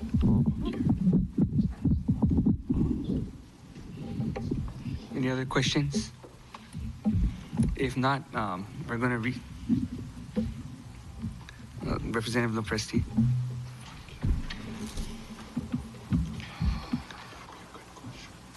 Thank you, Chair. I'll be brief.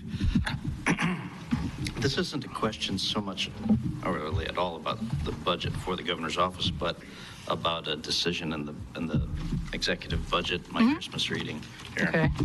I'm looking at CIPs in education, and I'm just curious as to why this, of all the CIPs that you guys could have come up with, why the $60 million for one new elementary school in an area where the growth isn't even really families, but rather, wealthy condo owners or young professionals without kids. I mean, just for example, on the west side, this isn't even my district, so this isn't a Matt's district thing. Elima Intermediate across in my colleague's district, the elementary schools over there are bursting at the seams.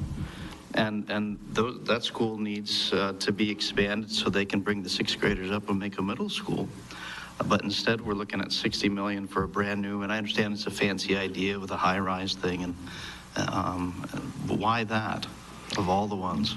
I think, as I was mentioning earlier, both for the operating and the CIP, we worked with the Board of Education and the Board of Regents. They set those priorities. So it might be more appropriate to ask them when they're up for you. I'll ask them, yeah. So that's, I think, in deference to the fact that they do have their own boards who form that budget.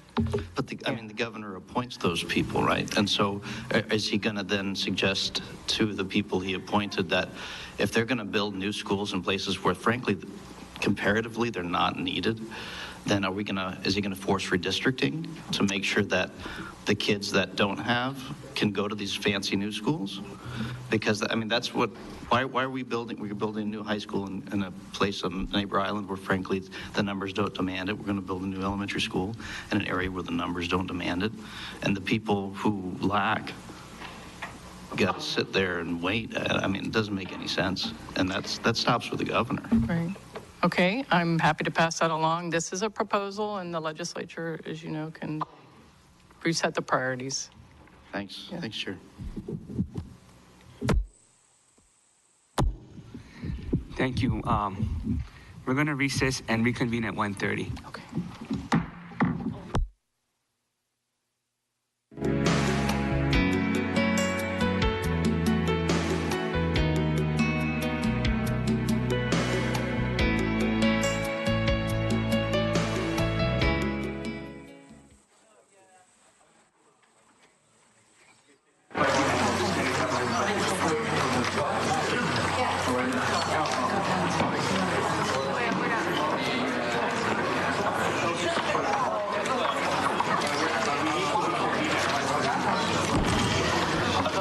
Okay, excuse me. We're going to have the governor's budget and the lieutenant governor's just real fast.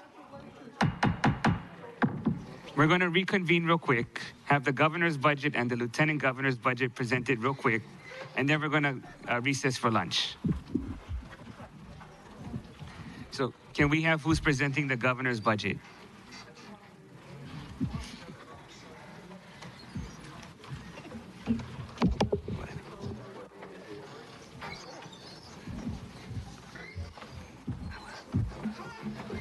Chair, let me know when I can start.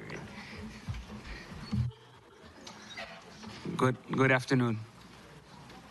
Can I start? Yeah. Okay. Good afternoon, Chair Luke, Chair Dela Cruz, members of both the Finance Committee, House Finance Committee, and WAM. Ford Fujigami, Administrative Director for Governor Ige Office. Also have with me Lynette Morshige, who's the Assistant Administrative Director. You have my written testimony. There's only three things that I want to highlight based on the governor's budget. First is that we do have a position for a negotiator in the governor's office. Unfortunately, we don't have the budget to go with it, the funding. We are asking for $130,000. I think you know that Director Nishimoto recently retired on December 31st. Just for your information, the interim director as of January 1st is Riker Wada, who was the deputy director. He will be set forth before the Senate for confirmation. We are also asking for $20,000. Governor Ige is the vice chair for the Western Governors Association.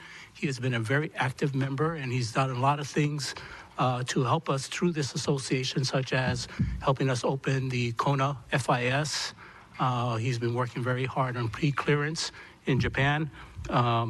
In 2018, he will become the chair.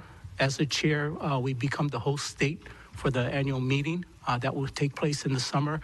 For that particular reason, we're asking for $20,000. The last item basically is for the executive administration. We're requesting $742,285 for transition, and that's basically for the transition in our final year, along with vacation payouts. And I'm open to any questions if you have any. Members, any questions? No questions?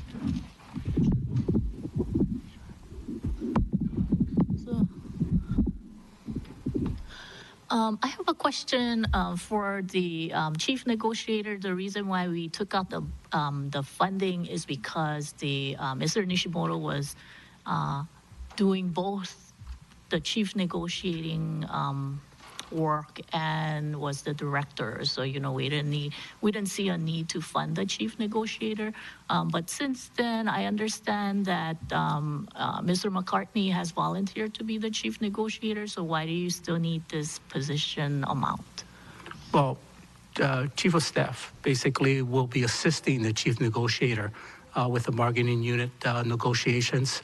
It is very important that, I think we talked about vacancies, we talked about other things.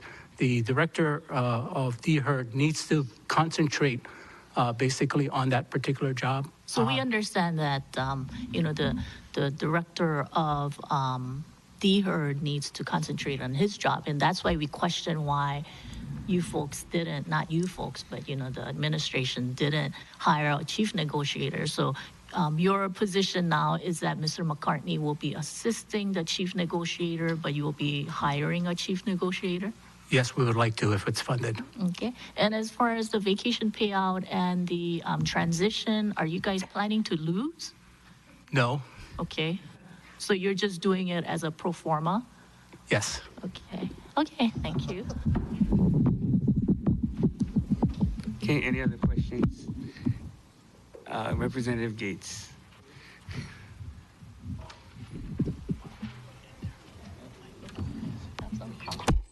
Thank you, Chair. Hello, Mr. Fujigami. I had a question in regards to appropriation for education. I believe there's $90 million to improve the conditions of public schools statewide. Is that a...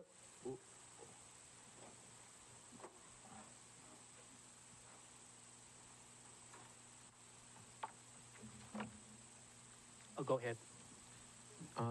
Have you guys calculated, I guess, the impact of how many schools will receive these funds, and also with the Cool Schools initiative, is that a part of this $90 million request as well? Actually, the $90 million is for deferred maintenance projects that the DOE superintendent, assistant superintendent of the facilities had come to us and asked us for the money. So how he plans to allocate that money, we're not quite sure of. As the acting director of Budget and Finance had indicated, what we did is we asked all our departments basically to take a look at the sums of money that they had allocated where they felt necessary and spend accordingly.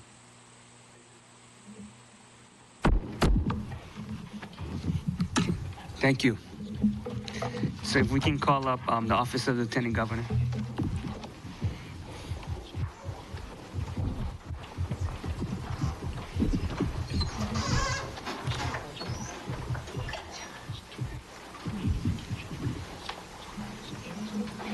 Good afternoon.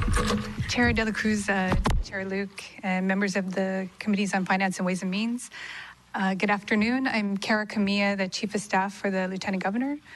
I know in the interest of time, our testimony, we just laid out the duties and functions of the Lieutenant Governor's office, which first and foremost includes serving as acting governor in the governor's absence.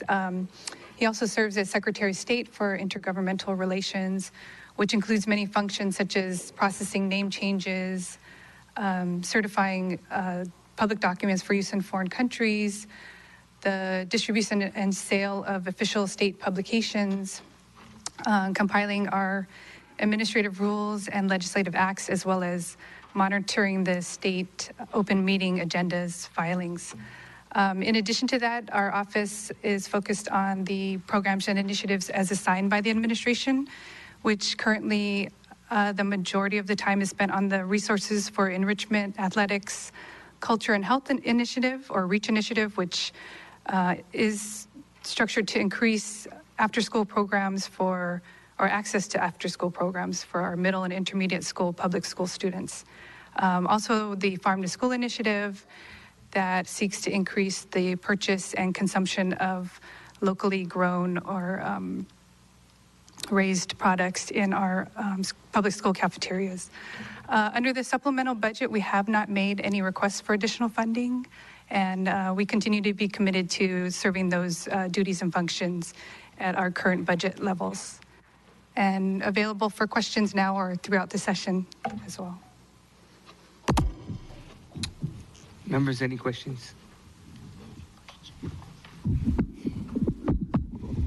The Lieutenant Governor has already decided not to seek re-election. Correct. So I would think it's more appropriate for your office to be coming in with either a transitional, well, I guess it's not transition, but vacation payout request. Have you guys made any determination of what the impact of that is going to be? I can work on figures to get that to you. We made a conscious decision not to include a request for a couple of reasons. One, we did make such a request under the FY15 budget, which the legislature did not fund. We noticed at the same time that the governor also did not make a request, nor were any appropriations made. We feel that the office is appropriately funded, that's something that the legislature has been committed to supporting us over the last 6 years or 5.5 years. And we believe that it would be up to the next administration to come in, determine their priorities, what staffing levels they might need, and to ask for an emergency appropriation. And again, we believe that they'll have ample funds to be able to get them to that point. Additionally, because he has announced that he will not be seeking re-election, we've started to see some turnover in the staff. So we think some of the vacation payouts are going to be taken care of prior to that. Okay, thank you. Thank you. So we'll recess until 1:30. Thank you.